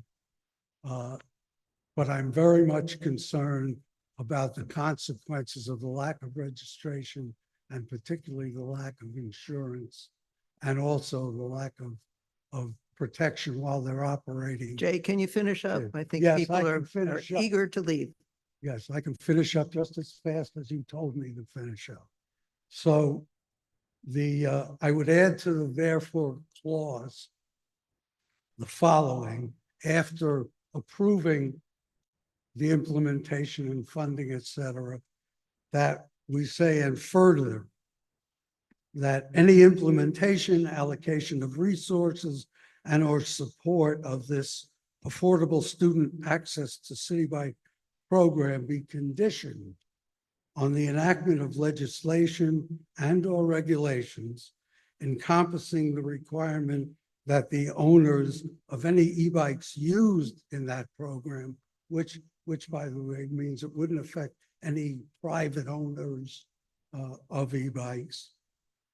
The owners of any e-bikes using that program register said e-bikes and comply with the financial responsibility requirements, which are generally insurance, under the New York State Vehicle and Traffic Law, and legislation and regulations requiring that operators of e-bikes under the aforesaid program be required to wear protective headgear.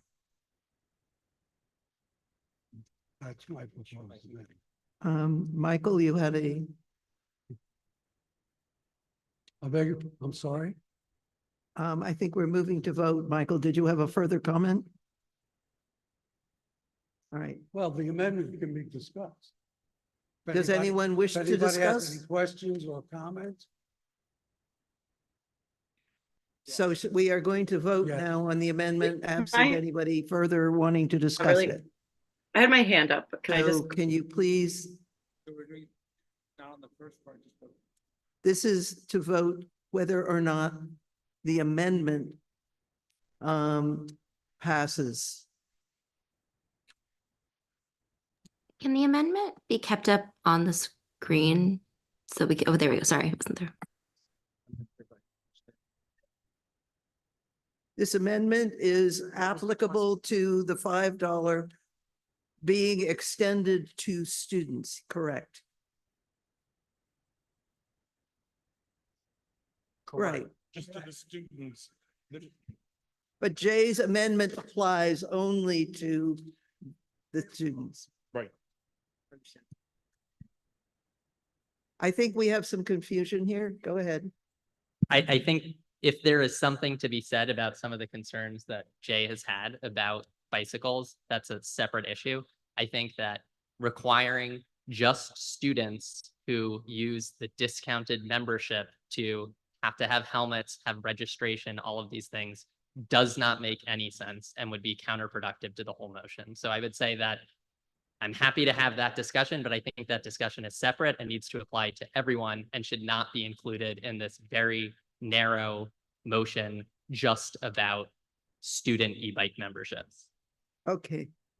Ken, and then we vote. There's no financial obligation or registration. I agree. Wait, Oh, I just wanna were you respond. called on? No, we're not responding. We're moving on. Ken, go ahead. I totally Wait a agree. minute. I think this is a separate vote. We should not be burdening this with this. And also, I just want to note that Citi Bikes are already effectively registered. They carry identifying numbers. Maybe they could be more prominent, and that's another issue, but they're already quote unquote registered. Who? I can't understand. What is it, Jesse? Okay. To a vote.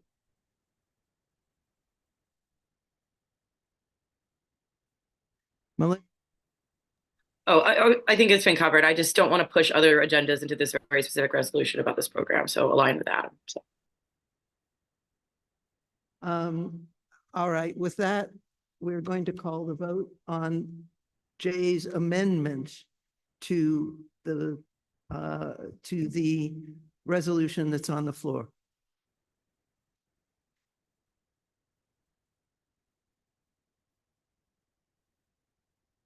Yes is supporting Jay's resolution. No is opposing Jay's resolution or amendment to the resolution.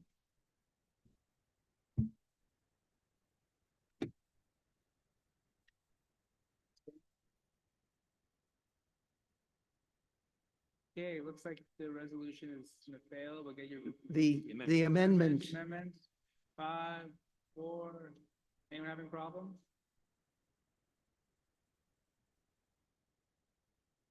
So it fails 5 to 31 to 2 to 0. Okay, Now, with that. can we vote on the original? That's what we do next, yes. We now vote on the original resolution that has been circulated by the YEL committee.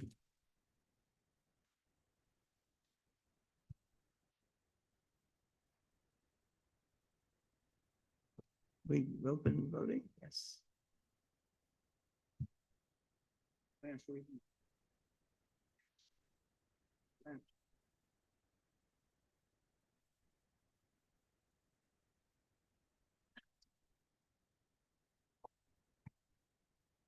Okay, this one's looking pretty good, so get your votes in.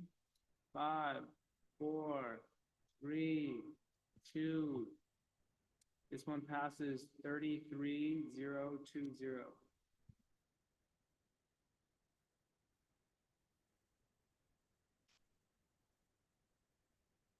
Thank you. We should move on to the Transportation Committee. Mark and Andrew. We're going to be dividing, I will do the first two resolutions. The first one is a resolution for, excuse me, Academy Bus to operate it's kind of a shuttle service between Columbia University campuses. They will be utilizing existing bus stops along West 96th Street, along Broadway, and some on Amsterdam Avenue. They will not be laying over in our neighborhood. We got a terrific presentation from Pat Condren, who's the head of outreach for Academy Bus. He used to be with MTA. I know him. He will do the right thing by our community. And so we did vote to approve this. These will be Monday through Saturday. They will connect a couple of campuses of Columbia in New York, as well as one in New Jersey. So they will be going across the river to Jersey. Academy Bus is actually based in New Jersey. So we had no problem with this, and I'll take questions if anybody has any. Call the question. Yeah. Columbia students. Yeah, Blanche's question was who will be eligible to ride these buses? They don't have these kinds of routes.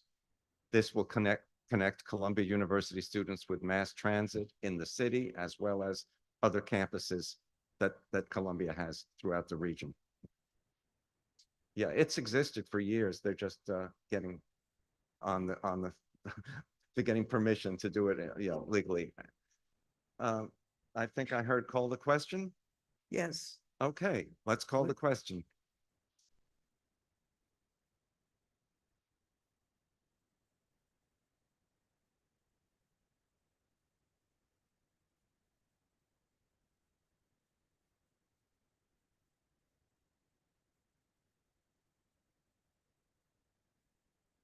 Five more seconds. Okay.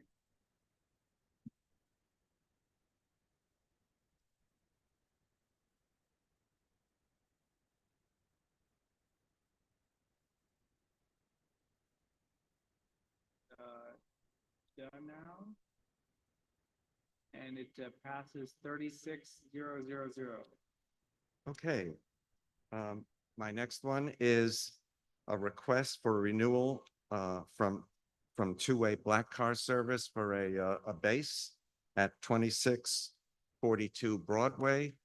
We asked the operator of the base. They always come to us for renewals when they are up for renewal. Fewer cars are now actually coming to the base on a regular basis. They don't have to come to get paid or to turn their vehicles in or anything like that. So they have had no complaints over the last 2 years. So we voted to approve their renewal. Any questions?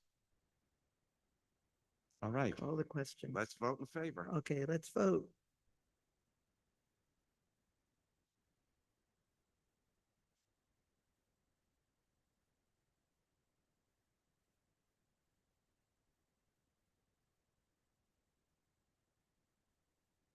Okay, got the votes in. Give me a few more seconds. Looks like this one passes 36,000. Thanks very much. Have 4 secondary street co-namings for you tonight, and I understand there may be some public speakers on them. Sure. No? Yes. Well, guess I do, somebody's- okay. And I do know that some of the family members are here, so thank you very much for being with us. Yes, terrific. So thank you for being with us. With your permission, I'm going to present all 4 in the interest of time. And then if folks want to be heard on any one of them, with the chair's permission, we'll hear them. Please keep your remarks brief. We had a very full discussion at the committee about this. And then we'll take a vote, and hopefully we can bundle all of them. But if somebody wants to separate a vote, well, of course, we'll do that. So in the order in which they're in your packet, or at least in my packet, the first is a secondary street naming at 105th Street in Amsterdam in honor of Ethel Dees. Ethel Dees was a crossing guard who was there for many, many years and was so much more. And the testimony that we heard at committee was that she was the watchdog for the community, that she was a welcoming face on bad days for kids, and to bring it home to us, because it's all about us, right? To bring it home to Community Board 7, this board, through Shelley and Catherine and others, had a very inclusive process that resulted in that beautiful playground that's now at PS 145. And she was a very serious voice in the community feedback that informed and helped create that playground and make it the very special place that it is. So the first resolution that we're going to refer to you with, or recommend to you, is to rename that street in honor of this crossing guard and community resident. The second has to do with a man named Oscar Abolafia, and Abolafia, thank you, who was an internationally famous photographer.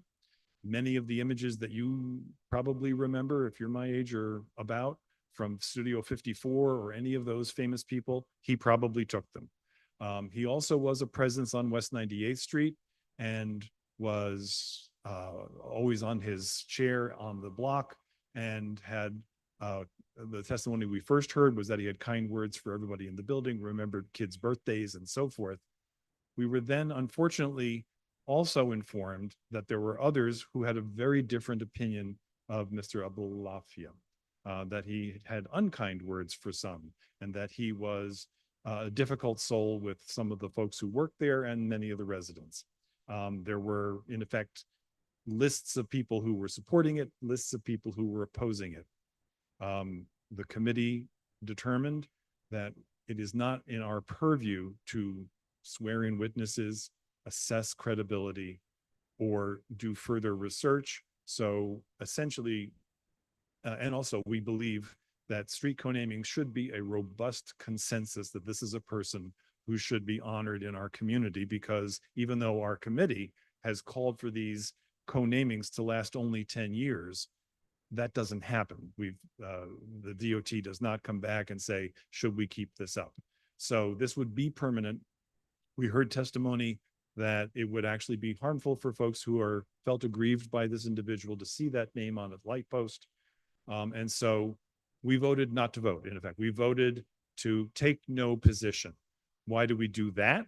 Because we don't want it to appear as though we ignored the issue. We wanted to convey, and this goes to the council member, in this case, Council Member Abreu. And we wanted to make sure that he knew that there was a consideration of this and that our resolution will sort of put the plus and the minus. Of course, he is privileged to do whatever it is he thinks is appropriate with it, but CB7 will have done its job in our view. The third one that we recommend to your attention involves Linda Cooper. Linda Cooper was a huge presence on West 84th Street. To say that she was a tenant advocate kind of reduces to a too small a degree the incredible presence that she had in the lives of people who were facing eviction, that people who were trying to facing eviction because of inability to pay rent and so forth. So she connected people with opportunity. She looked out for people in playgrounds. She was a presence for children. I understand that she was an elder and a moving force within her community of faith as well. At times also, as I understand it, was a little bit of a tough love person that made sure that young children on the block, especially young boys, behave the way that young boys should behave. And that was a very welcome presence on that block. And so we voted unanimously in favor. I'm sorry, there was one abstention to support that co-naming.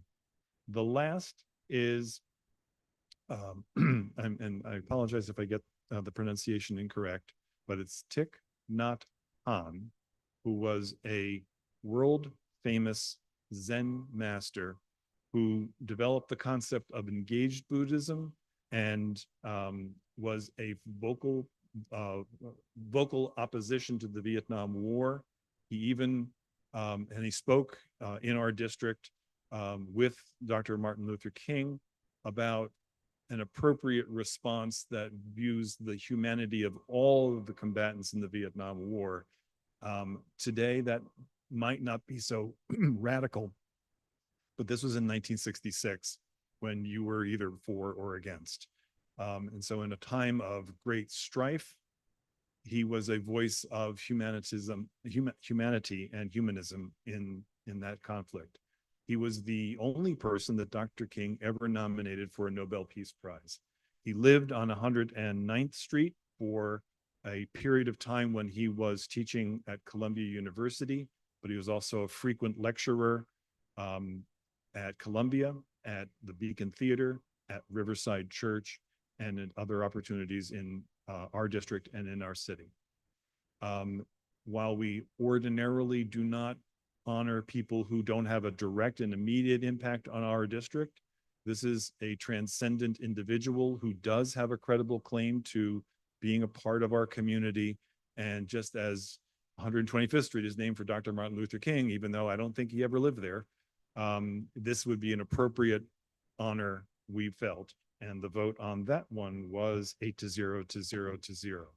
Recognizing the time that we're trying to conserve, I'll ask the family members if there's anything that I missed that needs to be said, or anybody that wants to be heard and have come up, and please make your remarks quite brief. Please start by telling us your name. Oh, and tell us which one you're talking about. My name is Joanne Halev. I live at 215 West 98th Street, where this gentleman lived. And I am speaking about Oscar Abulafia.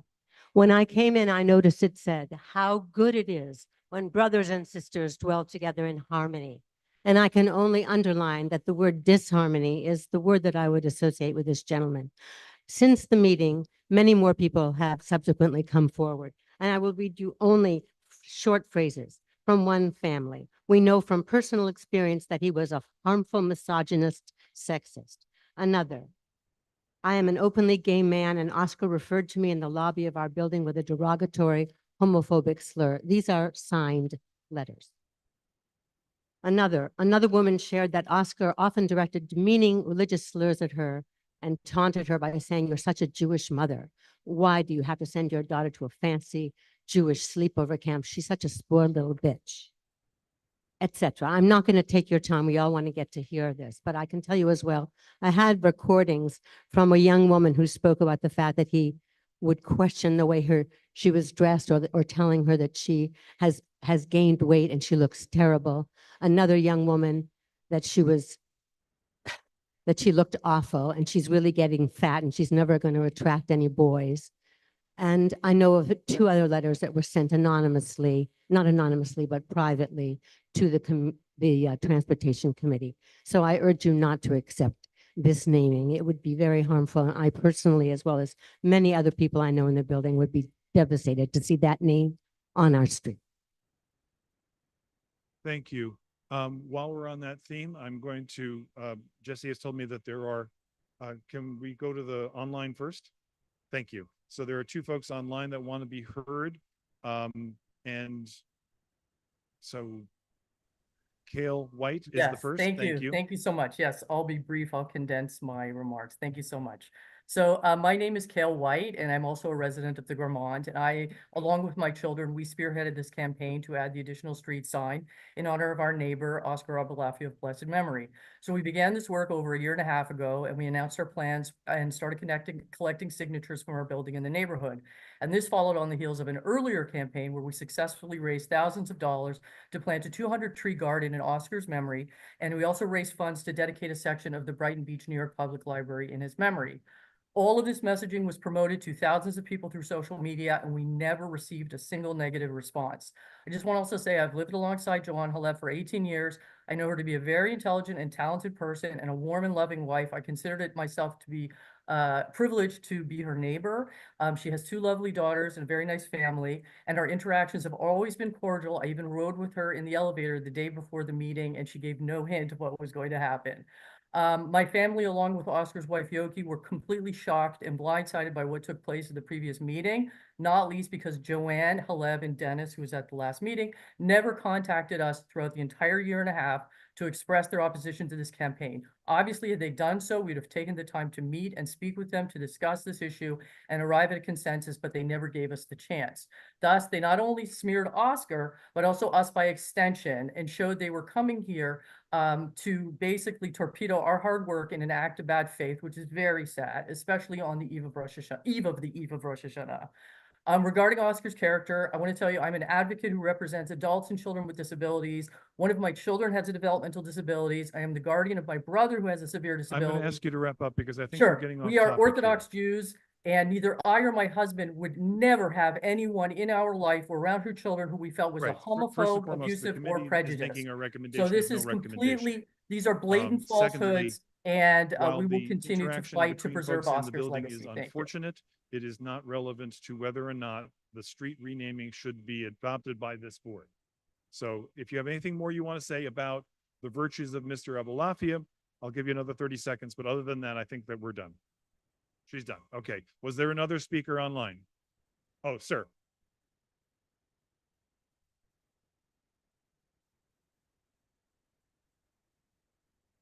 Thank you. Good night. Hopefully I'll be really quick.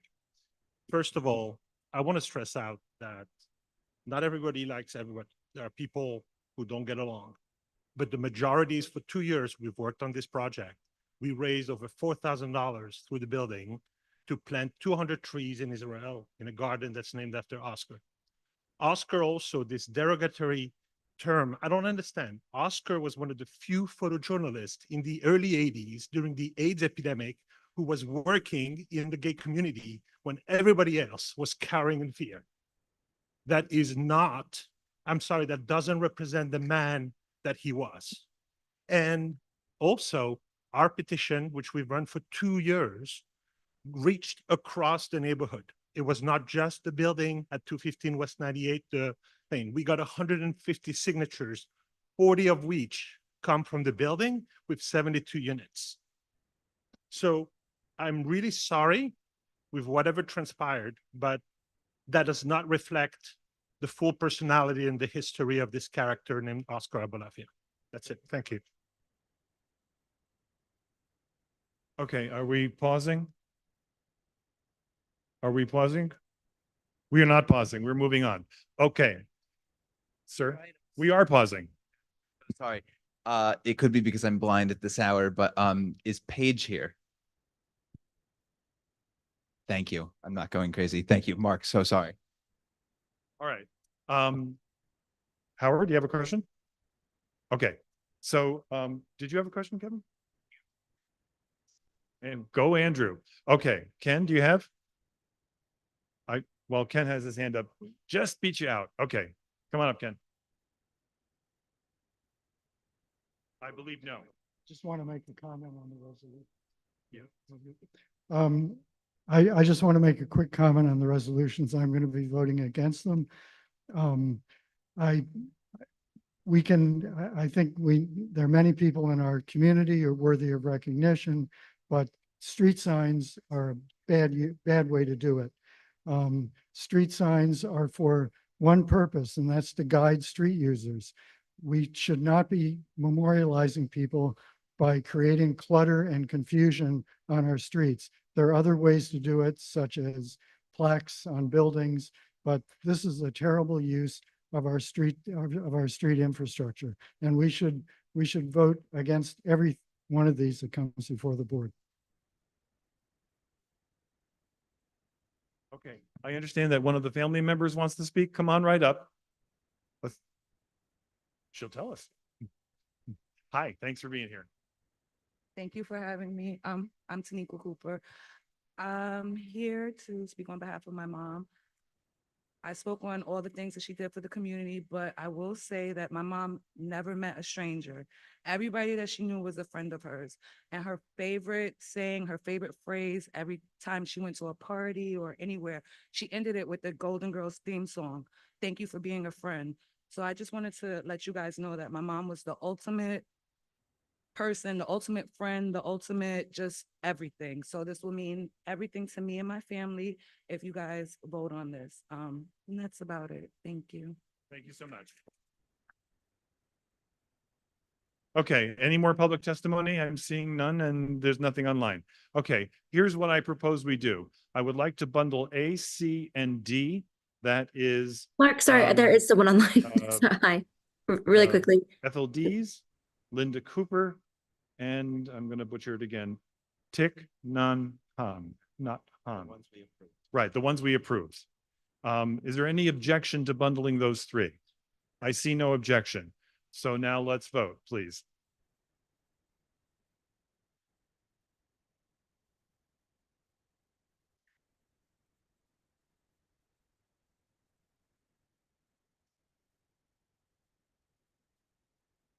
Is there a time for board members to be able to ask questions who are online? Been raising my hand for a long time, just curious.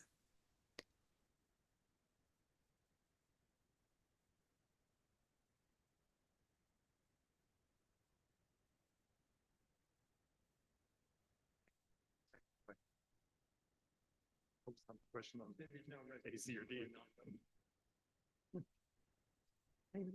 We're not voting on that item. We're voting on the other three. Yes, we're voting. We sure are. Voting Yes, on A, three of- C, and D. So that's D's, Cooper, and Tick, not Han. I beg your pardon. He deserves better than.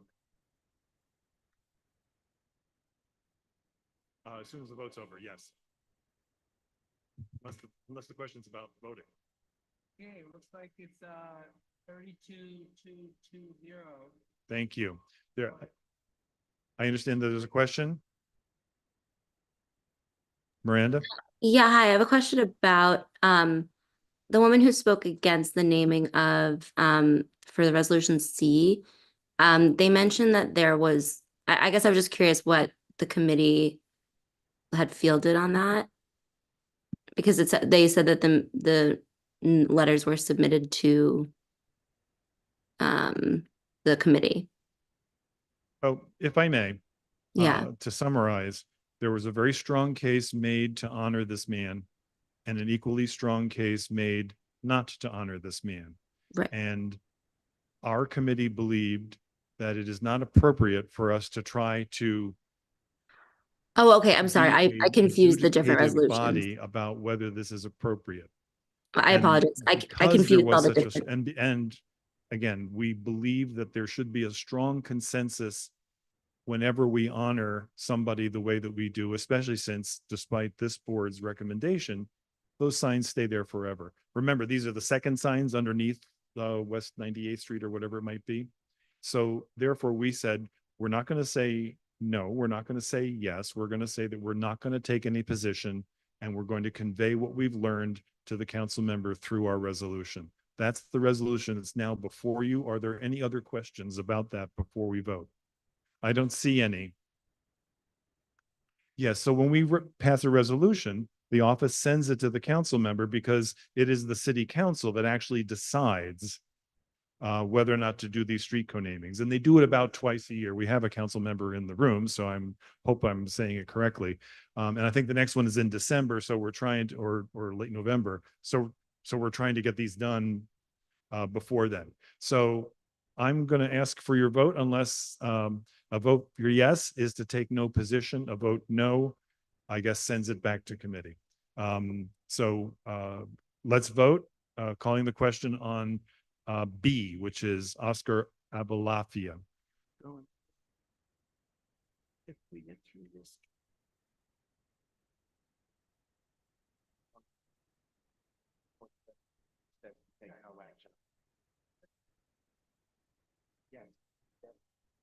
If it fails, then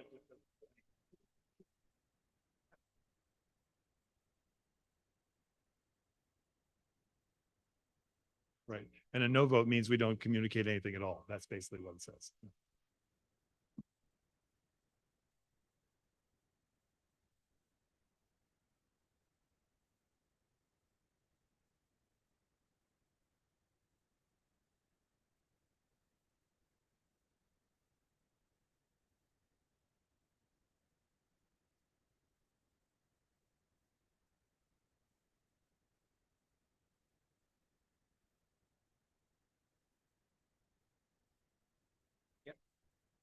Okay, thanks very much. You're done with transportation? Okay, so the next agenda item is BCI, and I'll turn it over to the co-chair of BCI, Josh Cohen. Hello, my name is Josh Cohen, co-chair BCI. First thing, I'd like to thank everybody who has come to the committee meetings. We really appreciate it. I ask everybody to do that for every committee. I do this every meeting, but if you could go to the committee meetings, you could make this meeting go faster. It's the truth. So we had 4 applications for liquor license. We had 5, excuse me, and they were all voted to approve unanimously. So I'd like to bundle them all, unless anybody has any questions about any of them. Yes, no, you have given a thumbs up. All right, thank you, Roberta. Call the question. Second, all those in favor?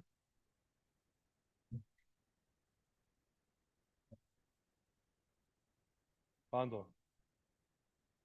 Voting myself. BCI. Oh, yeah. Do we need to revote again because you renamed it? Yeah.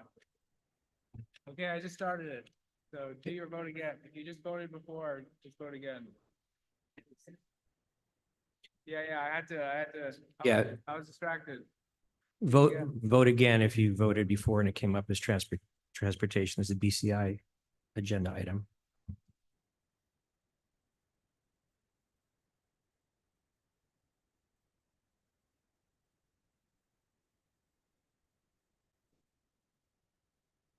Thank you.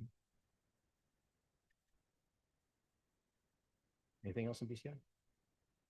Okay, so I'm going to fill in while the chair is speaking with the election committee. I just wanted to say that I do have one announcement, which is that I'll be working with the Manhattan District Attorney's Office for a presentation to be given at CB7 regarding the identification and prevention of hate crimes, which is a prevalent issue. I could sing the Jeopardy theme song and do a tap dance, but I think we're awaiting the election committee. Sorry? Oh, yes. Well, our council member is here, and this is a great time to introduce the Honorable Gerald Brewer, saving the dead space here. Thank you.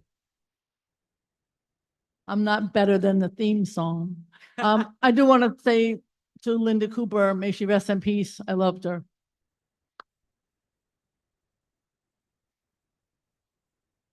Just to say also that the mayors, those who are in the municipal library and the Hall of Records have my bill that they are implementing, which is every single person who's on those signs will in fact be on a website with their bio.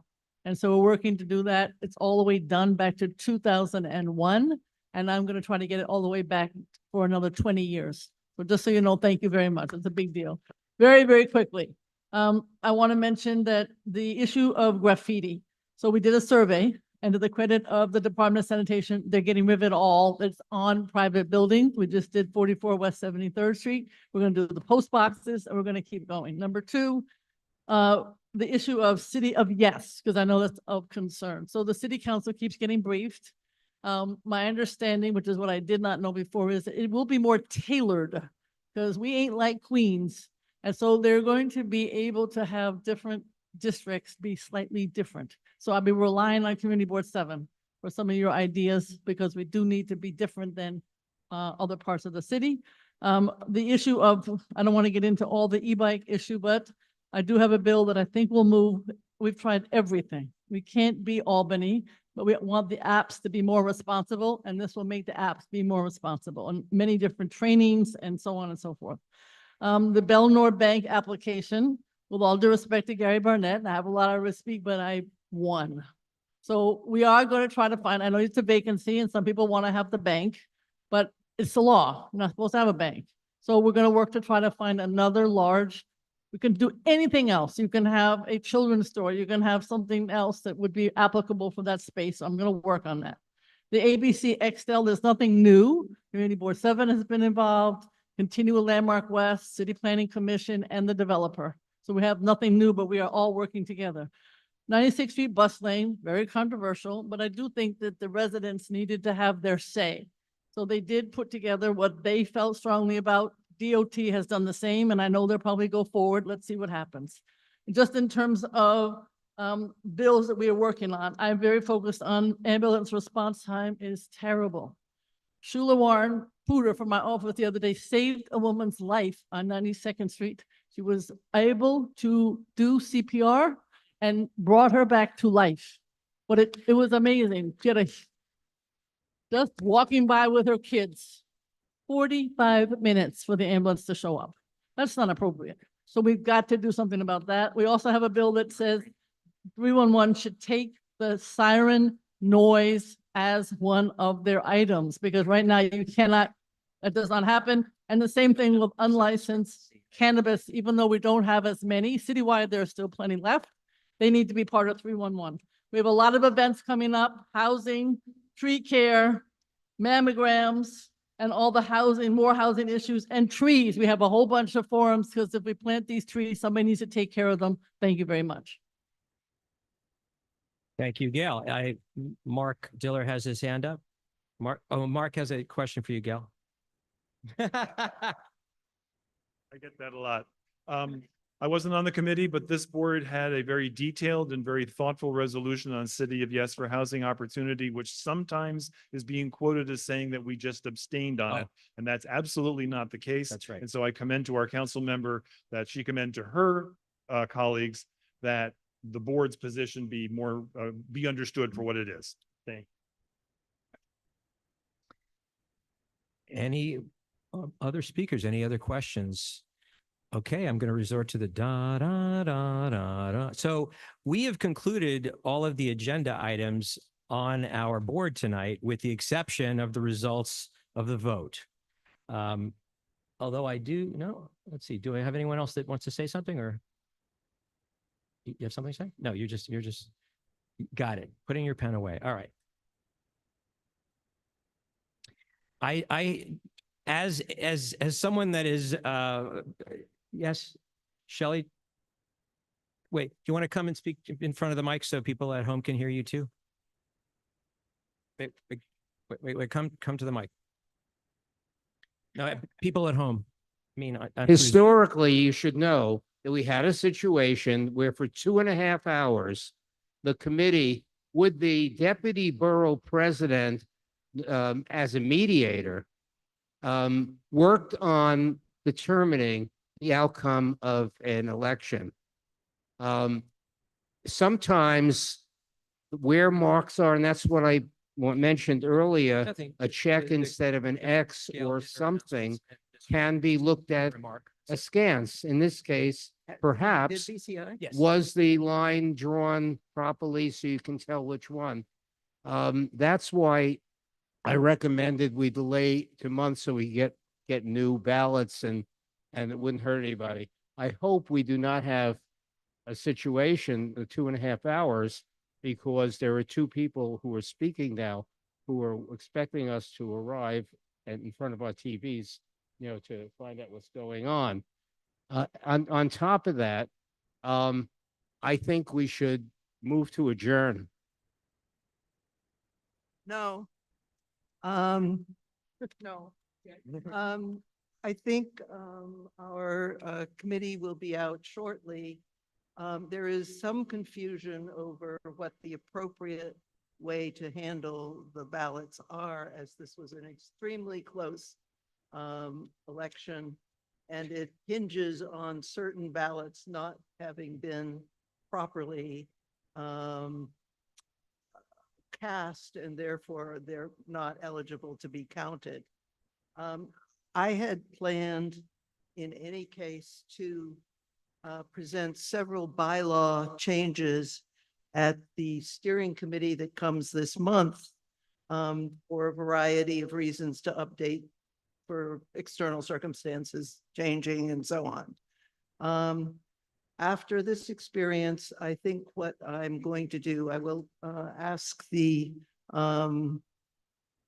election committee to announce what they've seen, but I propose to put on the table at steering for vote, and if passed, then adoption in November, the restoration of a second vice chair position. In that, I think what tonight has shown is that we have 2 very capable people, both of whom have a lot to offer this board and a lot of backing. So with that, let me turn the meeting back. I think it will be the final 2. Well, what is being announced now is again against the final 2. Once we have the position open, I'm assuming we could take nominations for it. But we'll address that at steering when we define the resolution. This was a very heated contest, and we counted and counted again. Multiple people counted again. And I have to declare the vice chair election in favor of Doug Kleinman. Congratulations.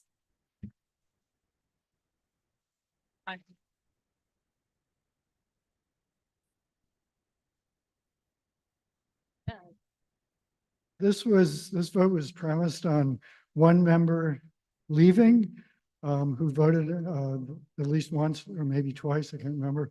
And then another member who arrived before the third vote was counted, and he was not allowed to cast a vote. And either of those votes would have changed the results. So I make a motion that we revote in a month. I don't think this was a fair vote, and so that's my motion.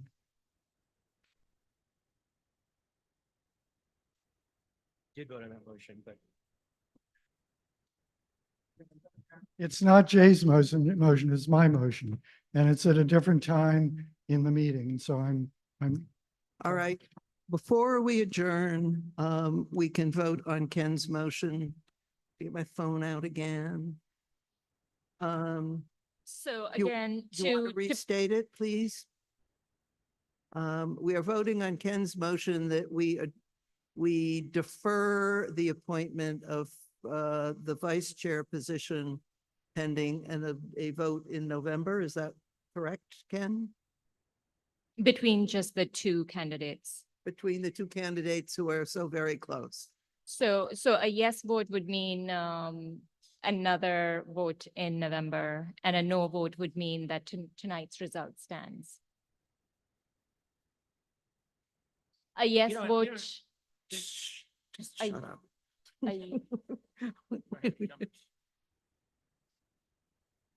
Wait a minute. All right, we will. Okay, yeah. That's that's fine to make a resolution, but it's also an accusation that the election was not managed properly. So I think before we could vote on a resolution like that, there should probably be a vote whether or not we think the vote was conducted properly. I mean, we don't like the outcome on any vote. We could just vote on a resolution to vote again. I don't, it's.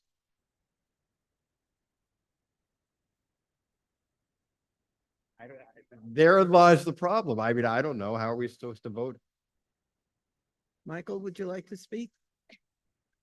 Just if the issue at hand is that people left before we were done with multiple rounds, and then we come back in November, what's to stop that from happening again and again? I can walk out after every election. You'll never be satisfied. I'm sorry, but we have to move forward. If you walked out, that's your choice. Okay. Howard has his hand up.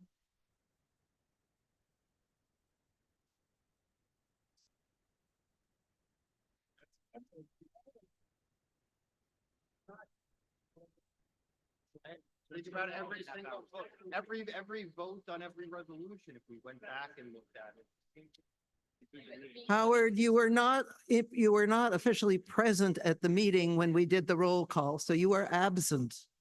I'm sorry. It wasn't, the roll call is halfway through, but he wasn't here for the primary vote. I think what we have one motion from Jay Ken. Ken on the table. Let's vote on that. However it turns out, we then adjourn and go home. Is everybody clear on Do we what know- a yes vote means and what a no vote means? Please clarify. Okay. Ken, do you want to state your proposal? What does a yes vote mean and what does a no vote mean, Ken? A yes vote means we adjourn the vote until next month, and a no vote means what we just heard stands. We don't like the way the vote turned out. That's what we do, right? Is that what you're saying? Can I clarify something? I don't know the bylaws, but I feel like you shouldn't just be allowed to request a re-vote just because the vote was already declared. This isn't a motion to push the vote off. The vote has been declared and counted. This is a motion for a re-vote. So I don't know what the rules on that are, but I feel like you can't just ask for that. Are people voting? Oh, people are voting. Yes, but people are already. Have you voted? Have you voted? Yes. Oh, you have. Oh, no, I didn't vote yet. I didn't vote on this because I don't understand what I'm voting for. No, Are we voting now? I think we are voting on Ken's proposal, and if you think it was not an appropriate proposal, then you vote no. Simple.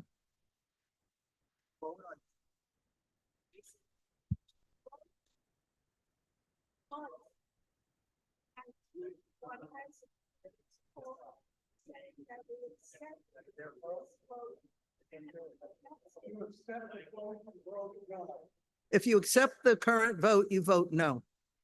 If you think we need to re-vote, Just let me know the rules, so you have to be here when. the roll call. When you.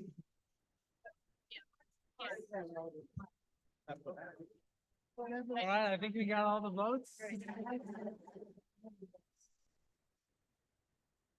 We are voting. We are going to close down the vote when Alex counts to 5, okay?